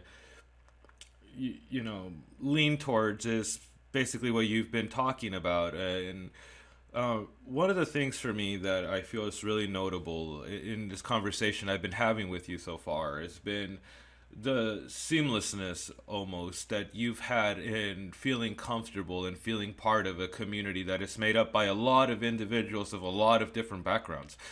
Some people before Vaporwave were doing hip hop, some were doing more EDM, some were doing stuff that was completely off of the fucking spectrum of what Vaporwave is, making, metal or making punk. I mean, I myself, before any of this stuff, I usually don't really talk about it openly, but now I'll say it to people. I used to make folk music. So, like, I was making, like, Daniel Johnston style folk music. So it's, like, a totally big different thing than what Vaporwave is. But where I want to get to with mentioning this is through the weekend and through having been at these shows, both the Terminally Chill and then, again, having actually gone to the tape swap, having experienced some of Club Genki and all, would you say that your motivation and your love for the community and everything is about the same as it was pre this weekend, or would you say that it just exacerbated more to a level, This is kind of a hard thing to say, so I'm gonna kind of say it, just and hopefully it gets taken in the right light. I'm not a very how should I phrase this? Like most of the things that I was thinking this when you mentioned like looking at my like Twitter and stuff. I don't really think about how I come off to other people, as long as I'm not making people uncomfortable or making them like upset or aside from that, I'm not really I have trouble like almost perceiving myself from a third person view, if that makes sense. Yeah. So it's always surprising for people to talk about me like, oh yeah, I remember you did this, or I saw you at the so and so set, and I was like, oh yeah, I was out there. I had no like thought that other people were looking at me when I do any of this stuff. But Econ really made me feel, and this is the part that's kind of hard to say, is that I really felt like not only am I out there in kind of like the world, in the digital world and the real world, but like people are actually responding really positively to the kind of energy that I put out there. And I really felt like the kind of environment or the kind of vibe that I wanted to foster in the scene was actually happening. And it was very rewarding for me because I'm like, I don't consider myself a major player in the scene or anything like that. I'm really just a fan and someone who just loves you, just a part of the community. But like, I just met so many people who like responded very positively to me, and I realized like, wow, like I've like had a positive impact on other people's lives. And I can't even like, I want to be like, what's the word I'm looking for? Humble and sort of not getting too self-important. But I'm like, I can't really deny this, that people like me being around. Yeah. And that's a really cool feeling, and I like being around people. So that's the perfect thing for me, because this is a setting, like a music gathering is like, that's my favorite thing. You know what I mean? That's my element. That's where I thrive. somewhere where I can dress up I can dress up real flashy. I can listen to my favorite music. I can hang out with people that are like in a kindred spirit who are also sharing my level of enthusiasm. That's like my dream come true. And the fact that that got returned back to me at Econ, because like at Terminally Chill, for example, I'm on the dance floor and I'm just dancing. I hang out with some of my friends or we catch up outside the club. But if I'm at Terminally Chill, I'm just dancing and having a good time. I'm not really thinking about anything else. But at Econ, I really felt like, wow, like I really put a lot of love in this community with that, and I really felt like people are like returning it back to me, like double, triple the amount. And that was like such a blessing that I was really like I couldn't believe it. It was like I was living a dream. You know what I mean? Yeah. Like this thing that I enjoy and I'm engaging in it the way that I enjoy, it's also helping other people enjoy it. And again, I don't want to come off as like kind of self-obsessed or like arrogant about this, but like multiple people throughout that weekend and even on social media afterwards, they were saying stuff like, oh, Quiz, and you brought the party, or like you brought the vibe, or you always kind of like raised, the mood.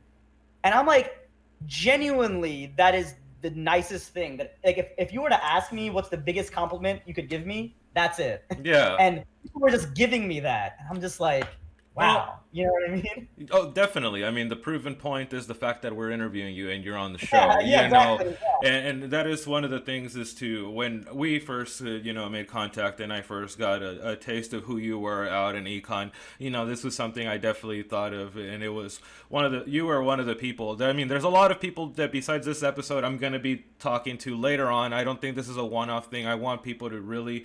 And by people, I mean our viewers, anybody that even stumbles across this on accident, that, may be too busy with school, work, any of these things that may not have yet had a chance to get a taste of, it doesn't have to be just Vaporwave, a music scene or wants to be part of something like that and has certain,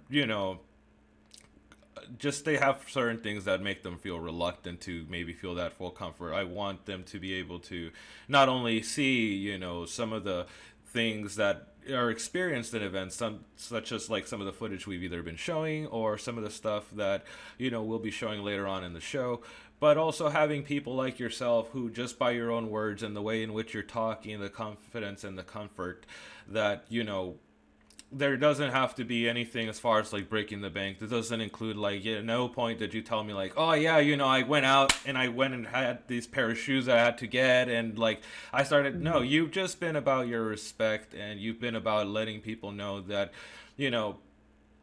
it's been taking in work and getting to know that it's more about, those artists and how they've kind of helped your life have maybe a little bit more color to it rather than just the more muted tones that we get to have, That, you know what? I wanna say something about that. That's actually the number one thing. And if there's like anything that I want people to like take away from this, or that I want to really say, it's that all the enthusiasm or like positivity or whatever, it comes from gratitude. Because during the COVID lockdown, during the past just 2-3 years, have just been difficult for for the world, for just everything. And like in sometimes some little ways and some big ways, all of these artists and other members of the scene, they helped me get through it. You know what I mean? Yeah. I would not be like mentally, in a good place if not for some of this music, for that I could always turn to. This escape. I mean, even Econ was just, it was just I could step out of my life for a weekend. I wasn't thinking about anything outside of like the community. You know what I mean? Yeah. I wasn't worrying about the state of the world or politics or my career or school or like any other issues I had in my life.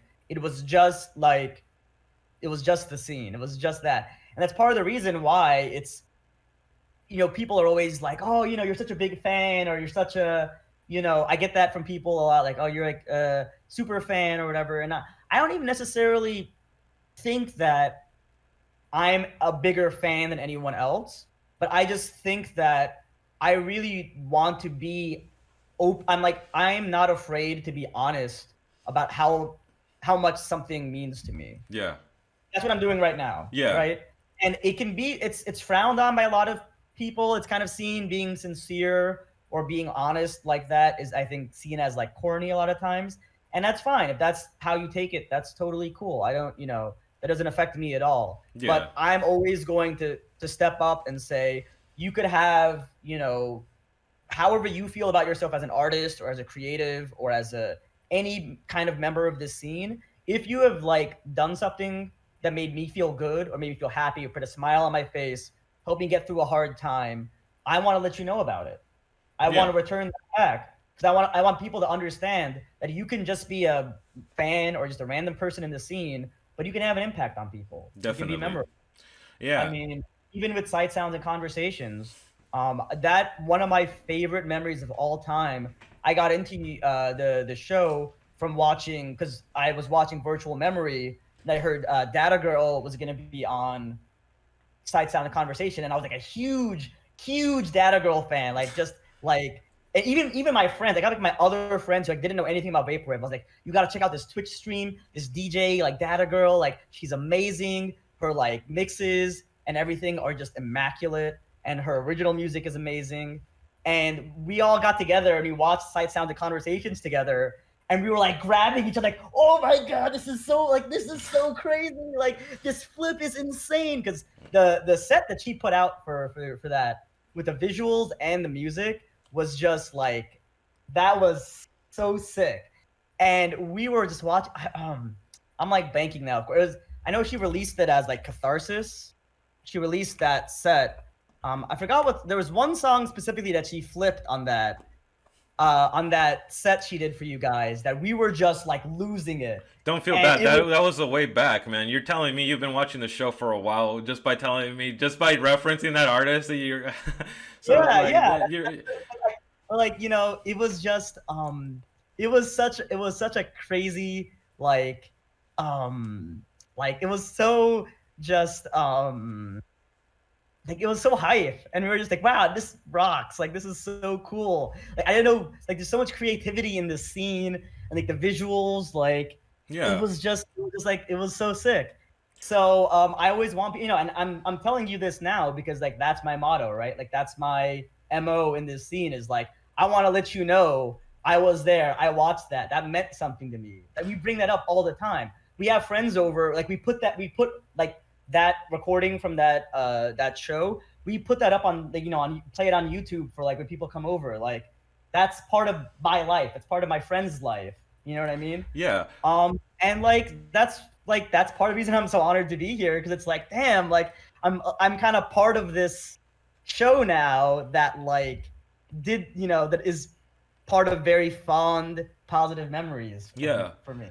Well, I'm yeah, and this is something where for me, you've been a lot of happy accidents today on this interview without even realizing, and this is something that further to me, really emblazons further that a lot of the stuff you're talking about, although I notice you're talking with a lot of humility here and you don't want to seem too self-grandiose, which I really respect you for, but at the same time, you're kind of proving that some of your confidence and comfort to say these things are very well true and warranted. Because, one of the things I want to now touch on that you were getting close to the end of the interview, which is, and before I get to it, is when I do interviews with most, if not all, my guests, at times when either people that have watched the show before or first-time watchers may sometimes think like, wow, this conversation goes around in a weird way.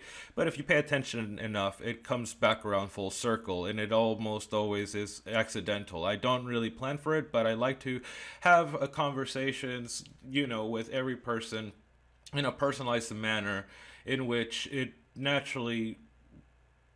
My first goal with you was when before even we started recording was I did research and I found out that you were, and I'm going to ask you now about this at the end of this conversation, which is you started making music yourself now. You started making art. But I've also noticed that through having gone back in your Twitter far enough that you you make your presence known. It's one that is, again, like you've said, it's a very humble and like your humor, I would say, is more lighthearted than you trying to just be humorous because, oh man, I'm cool, I'm the class clown on Twitter, and I really respect that a lot. And with all that said, now I get to where we were basically starting off with in the beginning of the interview, which is you were a longtime admirer and supporter, and now you're turning it into an artist, more or less. And with that, I want to ask if you want to give us a bit of a background on that now that we're basically at the end. Like how and what about Vaporwave did fully made you say, okay, I'm going to go for it? Because you did tell me before that you personally say you don't feel it's too Vaporwave adjacent, but I do feel like despite that, I still feel there might be Vaporwave, cells in there. That's a good question. So, there's not a whole, been like playing the drums for about like 10 years, actually maybe more like 8 years, like on and off. Like recently I just, I injured my shoulder recently, so I haven't played in a while and I kind of have to, relearn some of the stuff. But, basically what I wanted to do is as an artist and being part of the Vaporwave scene, I wanted to give back to it because I've never really been, I don't want it to be about me. I want to be like about the community. And so I want to give back to the community and make music that is like indicative of how I feel about the community. And as things have changed, the kind of music I've wanted to make keeps changing. And I realized at a certain point, like, I'm kind of forcing this. Like, I'm kind of like trying to run to become an artist, to become a band, to become like kind of put out music. And I realized this is actually kind of a big deal. Like, this is the first kind of original music I've ever tried to make. I have a band with some friends of mine who have also gotten into Vaporwave. One of whom I was actually at Econ with. Actually, two of whom I was at Econ with. I'm kind of like the main writer and sort of the main kind of creative facilitator and head of all of that. And I after Econ, I kind of took a step back and was like, okay, I'm not going to rush this anymore. So I don't have a whole lot to announce there. But I will tell you that one thing that we actively plan on doing is that we want to have with our band, we want to cover some Vaporwave songs. Oh. And record and put our own spin on them. So for example, and this is sort of like, I actually haven't told anyone this, but like one of the things we're planning on covering is from the collaboration between Luxury Elite and Skeleton Lipstick, the Lipstick Elite album. We're gonna cover the title track of that and put our own kind of like spin on it. You know what I mean? So stay passionate, be discreet. We're gonna cover that song. We have two vocalists in our band. We have with our basically. As musicians, we're just gonna, as though we could play it on stage. You know what I mean? Like we're gonna what's the word? We're coming up with a new arrangement and adding some stuff to it. It's like vocal harmonies and stuff like our obviously our vocalist is a woman, so it's gonna sound different than Skeleton Lipstick's vocals. But that's one of the things that we have kind of planned. We kicked around the idea of maybe covering like Private Caller by Saint Pepsi, which again, like, is another song that we just really think would be just fun to play and jam out as a band. So we have a short list of songs, and we're kind of getting back into working on it after a hiatus. And I don't expect to have, it's going to take a long time. I don't expect to have anything kind of imminently, and we want to take our time with it, but like we're making slow and steady progress. And we want to kind of do that as a way to kind of give, pay respect and pay homage to some of these artists that we love, and also kind of take a new spin on it where we're doing Vaporwave, but we're doing it with a band. So it's kind of a different, like a Runners Club 95 or a Donor kind of approach with it. So, it's exciting, but, unfortunately it's been moving very slow. So I wish I had more to share, but we've got stuff cooking. Like, don't worry. Yeah, no, and all good things are always, worth the wait. And, Yeah. you know, with that, I want to say, Quiz, it's been more of a pleasure to have you on this show and have been able to interview you. Unfortunately, we are kind of coming a bit towards the end now. Some of the questions I always ask people towards the end, as far as shout outs and such, I feel like you've been doing a lot of it by mentioning a lot of the people you've met. But if you would like to mention anybody else, I do welcome that. And, you know, you've spoken about your upcoming project that you're also doing, but I would like you to also tell everybody in the audience, if you don't mind, what the name of the musical project is. I could mention it, but I would like them to Of course. officially. We have a name. Name of the band is Burning Sunrise. It's kind of a deep cut reference to JoJo's Bizarre Adventure, because we're all big JoJo fans. And that's like Burning Sunrise is the name of the band. I actually am cooking up some solo stuff under the name, and this is something literally no one knows except you. My name is Clavier, like the type of piano, Clavier Bardem. So that's gonna be I'm working on some solo stuff as well. That's kind of like, when it's done, you'll hear about it. But I just wanna say real quick, if I may. Go ahead. It's your space to I want say to shout so. out a moment. I want to shout out just really quick, if I can, just two like just moments from Econ that just really made me feel like I had to talk about this before we end. So trying to keep it brief. Yeah, go I ahead. can go on. But I sent you a couple of pictures already, but the very first one that I sent you is actually from the Runners Club 95 set at Econ. And that picture means the absolute world to me, because they were playing Good Time, and it was just me, and it was my buddy, and it was Alex from Pacific Plaza, who I would have shouted out anyways. And they were playing Good Time. We grabbed Pad Shennington, who was like nearby, like, yo, come here. This is like the hype group. Like, we're getting hype. Everyone else is chilled. We are gonna go hard. So come over here. I know that Pad loves to go hard. That's all you needed to say was Pad. Yeah, exactly. And we took a picture together. As I took a selfie while the song was going on, but you can see on the left of me is Pad and Alex from Pacific Plaza and Pad's fiance Tiff, who are like my vapor friends and people who made a huge people I adore, people that I'm personally friends with, and they made a huge impact to me. But on the right of me is my friend Kevin, who is the guy who got me in the vaporwave. And the fact that he was able to come to Econ, and I only saw him once the whole time because we didn't come together. I saw him just once at that Runners Club 95 set, and I happened to grab him, and he was on one side, and I had, just my oldest friend on one side, my new vapor friends on the other side, and like everyone else was just kind of relaxed, and we were jumping up and down and fist pumping, and that was like a moment that I will always remember, and I am so glad I got a picture of. And again, I'm trying to be quick here, but the second one, I had to find the picture, but when I saw Giant Claw, I was wiped out. I was like, had no energy to dance or sing or anything, but I wanted to see Giant Claw. And I was, if you see the Vapor Memory upload from I was actually standing directly behind Vapor Memory when they took that video, and you can actually hear me a few times, like.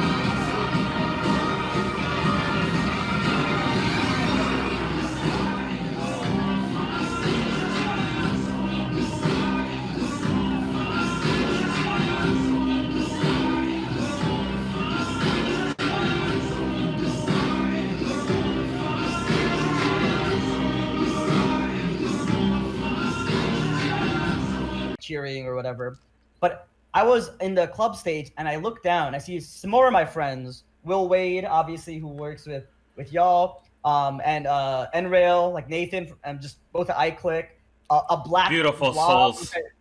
Yeah, exactly.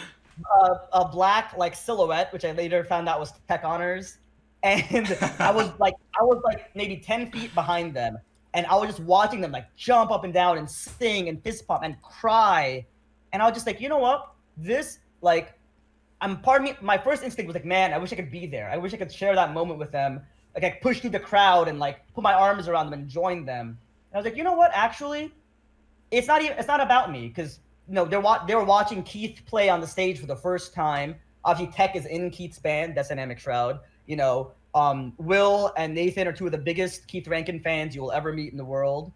And they were just having such an emotional moment, and I realized that wasn't emotional because I wanted to be there. It was emotional because these people meant a lot to me. And I was watching them experience something that was so moving to them, and I was so happy for them. I would like literally like shed a couple tears there. So I was just standing there like, wow, like I really care about these people, and I'm watching them have this like amazing moving moment, and I'm just happy. I'm even happier for them than I am for myself watching this, like one of my favorite artists play. 'Cause I love Keith too, but not as much as those guys. And I was, and you know, and James was there, and it was so beautiful. And the same thing happened during the Christ set, which is the second picture I sent you, where I had a moment where I looked over and I'm like, whoa, it's Nano Shrine, Data Girl, 3D Blast, and they're all watching this guy. And these are friends of mine, people that Wizard of Loneliness is there, Strip Silence is there, people that I was like fans of before I was friends, but they're watching their friend, and they're all together from across the country, spending this time together for the first time. Everyone is together, and they're like just standing there, they're just proud of their friend. You know what I mean? Who's killing it. And I'm just like, man, like I love you guys. Yeah. And that's where I'm gonna leave it like that. Data Girl, immediately after I took that picture, Data Girl turned and looked at me, and she was on because her phone was up. She was taking pictures. I sent her a text like, "Yo, why are you on your phone right now?" And she flipped me off, and I was like, "It means so much to me that this artist who I idolized, who I saw in Sounds of Conversations, saw in Virtual Memory, I bought her albums on every format, is now like we're cool enough that she can you know flip me off, and we're just playing because we're friends." Yeah. Like that was cool, and that was it. Those are my shout outs. That's my final thought. Like I'm just thinking about it. It just makes me so happy. Like, and I wish that for everyone else too. Yeah. I really wish. You know, I hope people get as much out of this community as I do, because it's just improved my life in every way, in every way. No, imaginable. And that's great. And you know, now to address both you and the audience, as we are now going to finalize this conversation, I just want to go ahead and give everybody here, including yourself, my thoughts on this. On I Can't Believe I Was There, and this segment, we're going to be basically underlining through our conversations, and now, like, you know, incidentally here, Quiz managed to do without realizing, summarizing exactly what to the person being interviewed this event meant. We could have talked, and we could have gone about talking about these things you just mentioned yourself during the conversation, but to have these being bookend after is something that further exemplifies one thing and one thing only, that what makes an event or makes a certain you know, experience so much more rewarding and so much more meaningful isn't necessarily about the exclusivity of being able to go somewhere where you only know a few people are part of a you know, a scene or a community, or about how much you paid or how far you traveled. You know, it doesn't have to do with any of these things. It has to do more with how you feel that you might be a part of something, and how you can further help people feel like they're a part of something themselves. And on this edition of I Can't Believe I Was There, our friend here, Quiz, managed to basically be nothing more or less than a prime example of what we're looking for on the show. And so for that, we want to thank you for being on the show. We want to thank you for having had this time.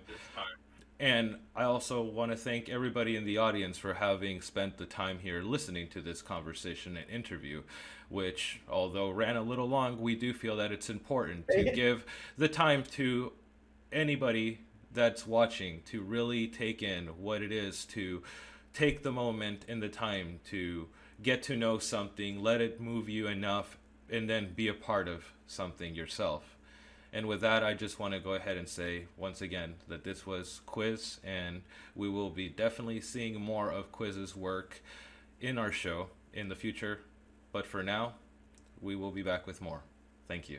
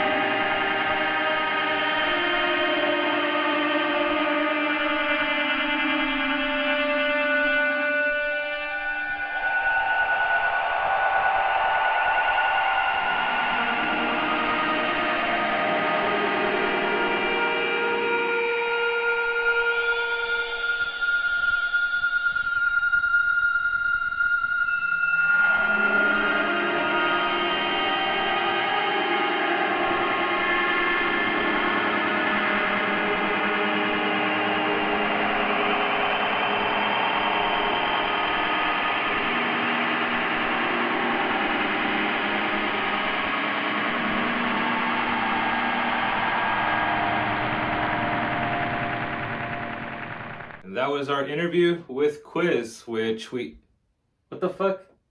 Hey, what's up? Well, now we have young Chuck, who we were actually about to present. So, on the set we're about to have you on, what can you tell the audience about? What can we expect sound-wise and style-wise? Well, this was a spiritual voyage for me, and it's my most psychedelic foray into video production and green screen effects. Musically, it deals with the pain of being fucking epic all of the time, and it's about heartbreak, love, and the movie Kung Pao Enter the Fist. Did you say the movie Kung Pao Enter the Fist? Wow. Anything else you want to tell our audience before we go ahead and send them off to your set? I love you. Thanks for watching. Have a lovely life. And now, time for young Chuck. Thank you.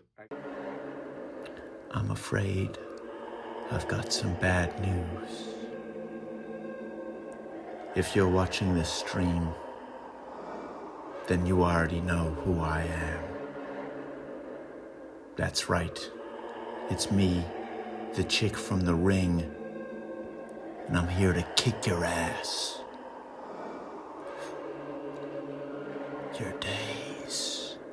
Your days are numbered.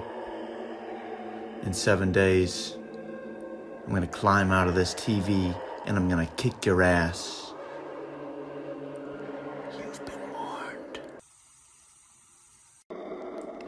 I almost forgot.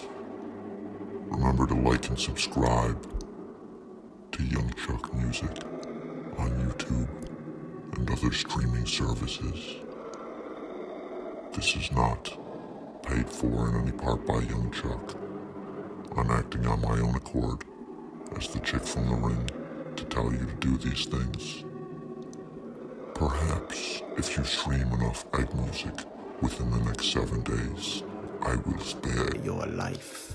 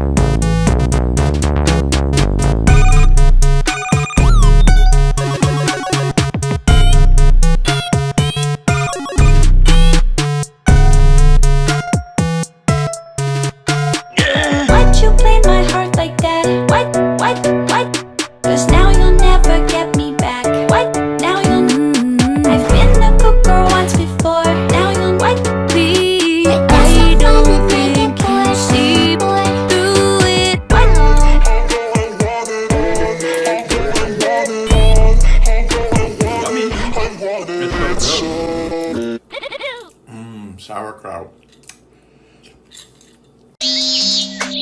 Face the foot style. How you like it? Yeah. Whoop.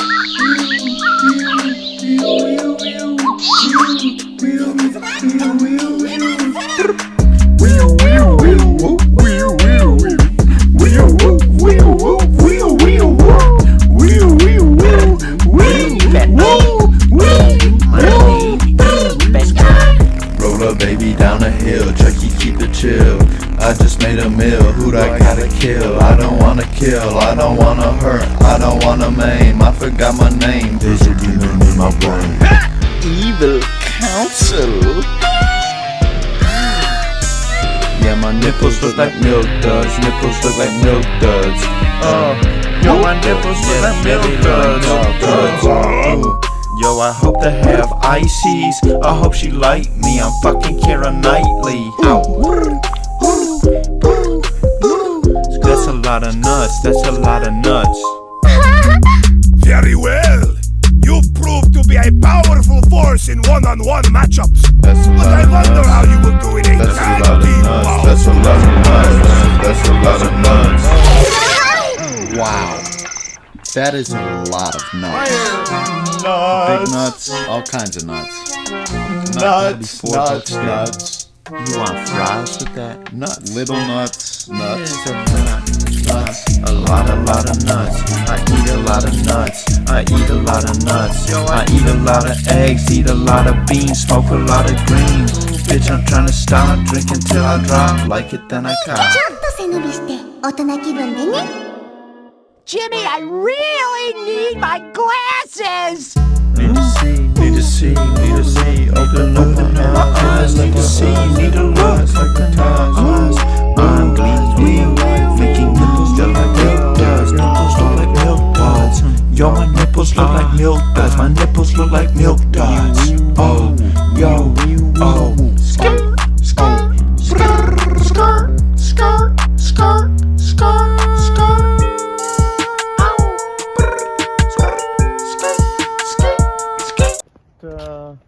Hi, I'm Crocodile Hunter Young Chuck, and today we're at the Oregon River hunting for crocodiles, alligators, manta rays. Now, I know my predecessor Steve Irwin passed. Me, I'm built to last. Let's go.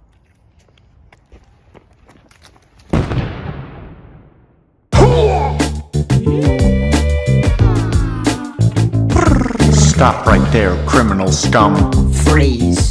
This is Young Chuck, and I've just received news from the federal government that it is now against the law to resist the urge to shake your ass when egg music is played. So from now on, whenever you hear egg music, you are legally obligated to shake that ass. All those in non-compliance will be detained and sent to Guantanamo Bay, where you will be tortured for eternity. Don't say I didn't warn you, because I did. I'm sorry. I don't make the rules, and I understand it's a bit unfair. Fuck you! But guess what? Life is unfair, okay? So get used to it. And get that ass shaking before the Egg Music Abduction Squad comes to pick you up. Oh shit. Any disobedience will have severe consequences. You will be locked alone in a room full of alligators ready to rip your flesh.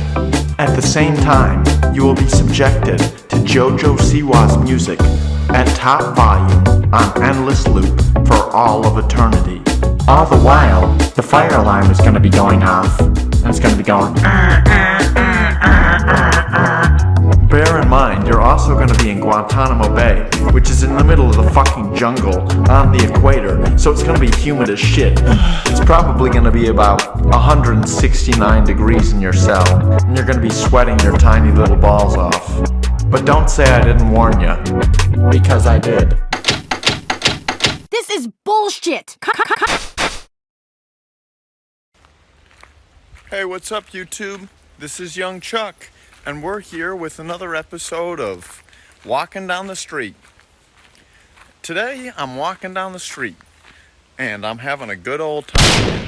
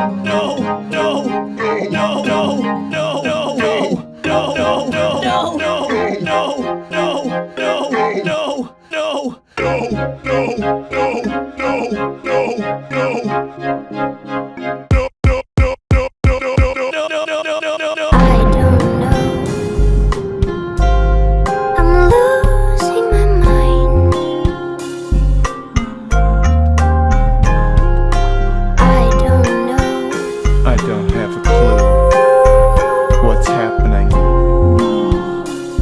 My mind. I don't really know. I am not in control. I don't really know. I am not in control. I am not in control. But I got a lot of goals, so I gotta go. I am not in control, but I got a lot of goals, so I gotta go. Shit. Go, can't wait much longer. Weak, I must get stronger. Gotta get strong, gotta get strong, gotta get strong, gotta get strong, gotta get strong. There's no time to waste. Fuck. Am I being chased or is it by my will? Am I too afraid? Do I do it for the thrill? Do I do it cause it's fun? Do I do it cause I'm destined? I don't really know. Life is a boss battle. Damn. Close my eyes cause I can't take the pain. Close my eyes cause I can't take the pain. I don't wanna see you walk away. Don't look, stand back, come close. Your ghost haunts me always. I'll stay. Don't walk away. Right here. Stay, please stay. Please don't walk away right now. Close my eyes, cause I can't take the pain. Fuck. Close my eyes, cause I can't take the pain.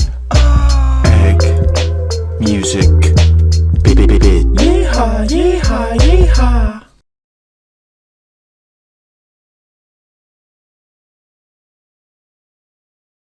Hi, it's Gloria Poopstain with a food safety tip. Remember when you're cooking chicken to keep a meat thermometer nearby. Before consuming the chicken, double check and make sure the internal temperature is 160 degrees Fahrenheit. Consuming raw or undercooked chicken may cause you to shit your pants. You could be in public. You could be out to breakfast with your grandmother and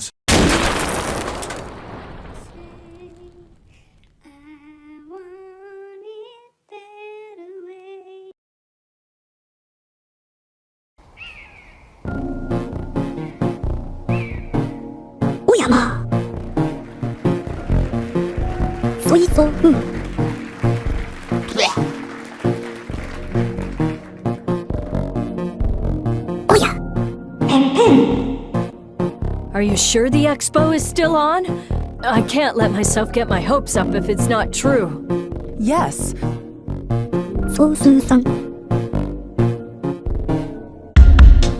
Iffy, why did you let them go alone? Just sit back and wait for us to take her down. Oh, not again. Huh? Hey! You really want to try and fight me, kid? Fight with all your might, understand? Oh!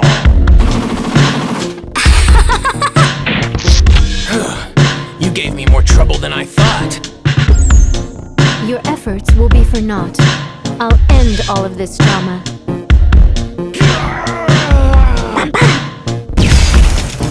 It's cliche, but he died in a tragic accident. Oh, hello, King of Town. It's just... Burn! What are you two discussing?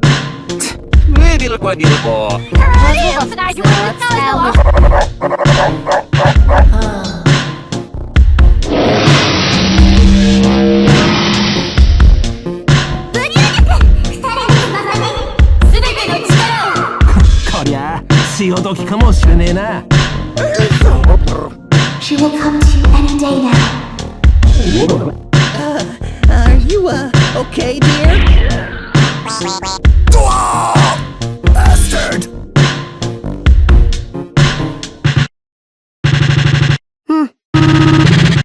She has become aware of your existence.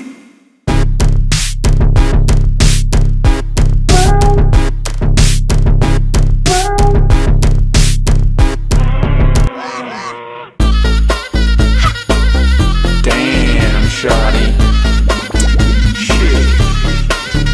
You are now listening to A Music Radio with your host, Young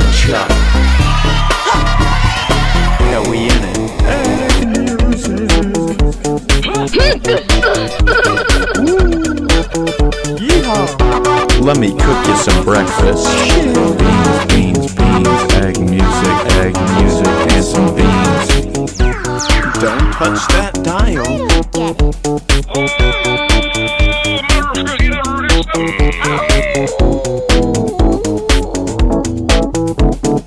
You're listening to Ag Music Radio. Have fun. Shit. Oh no, I burnt the beans. You fucking idiot. Such a stupid man. I burnt my poor Remember. Cool, huh?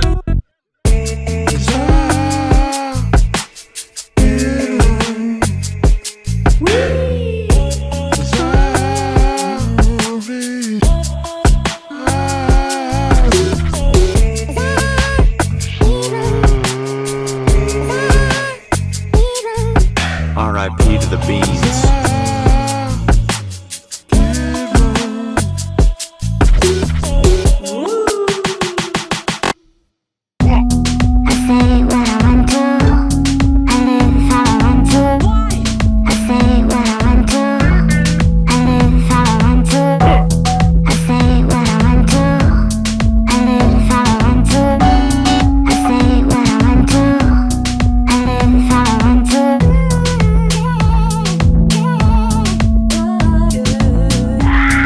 Why are you here?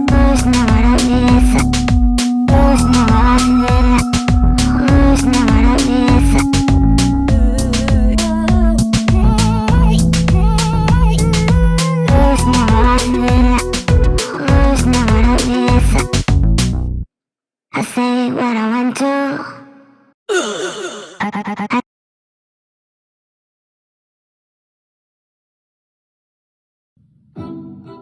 One evening I was craving some typical American food, so I went over to the Femboy Hooter. I was feeling a little neurodivergent, so I decided not to get the vegan cheeseburger that I normally get.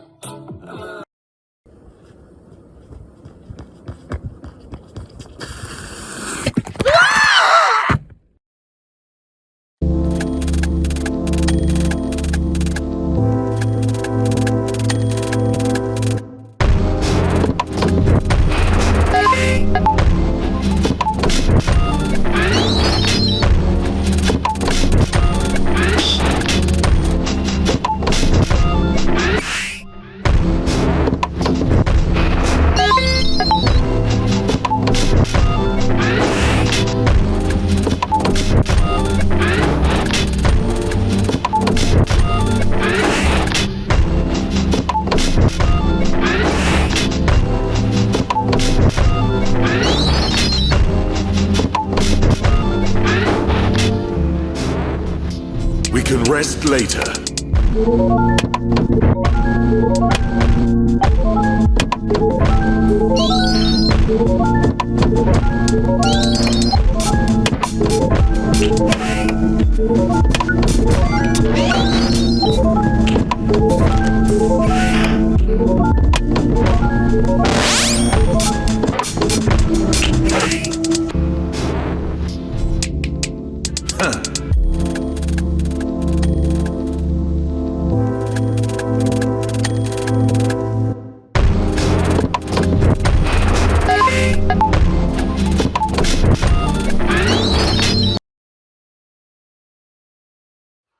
Hello and welcome back.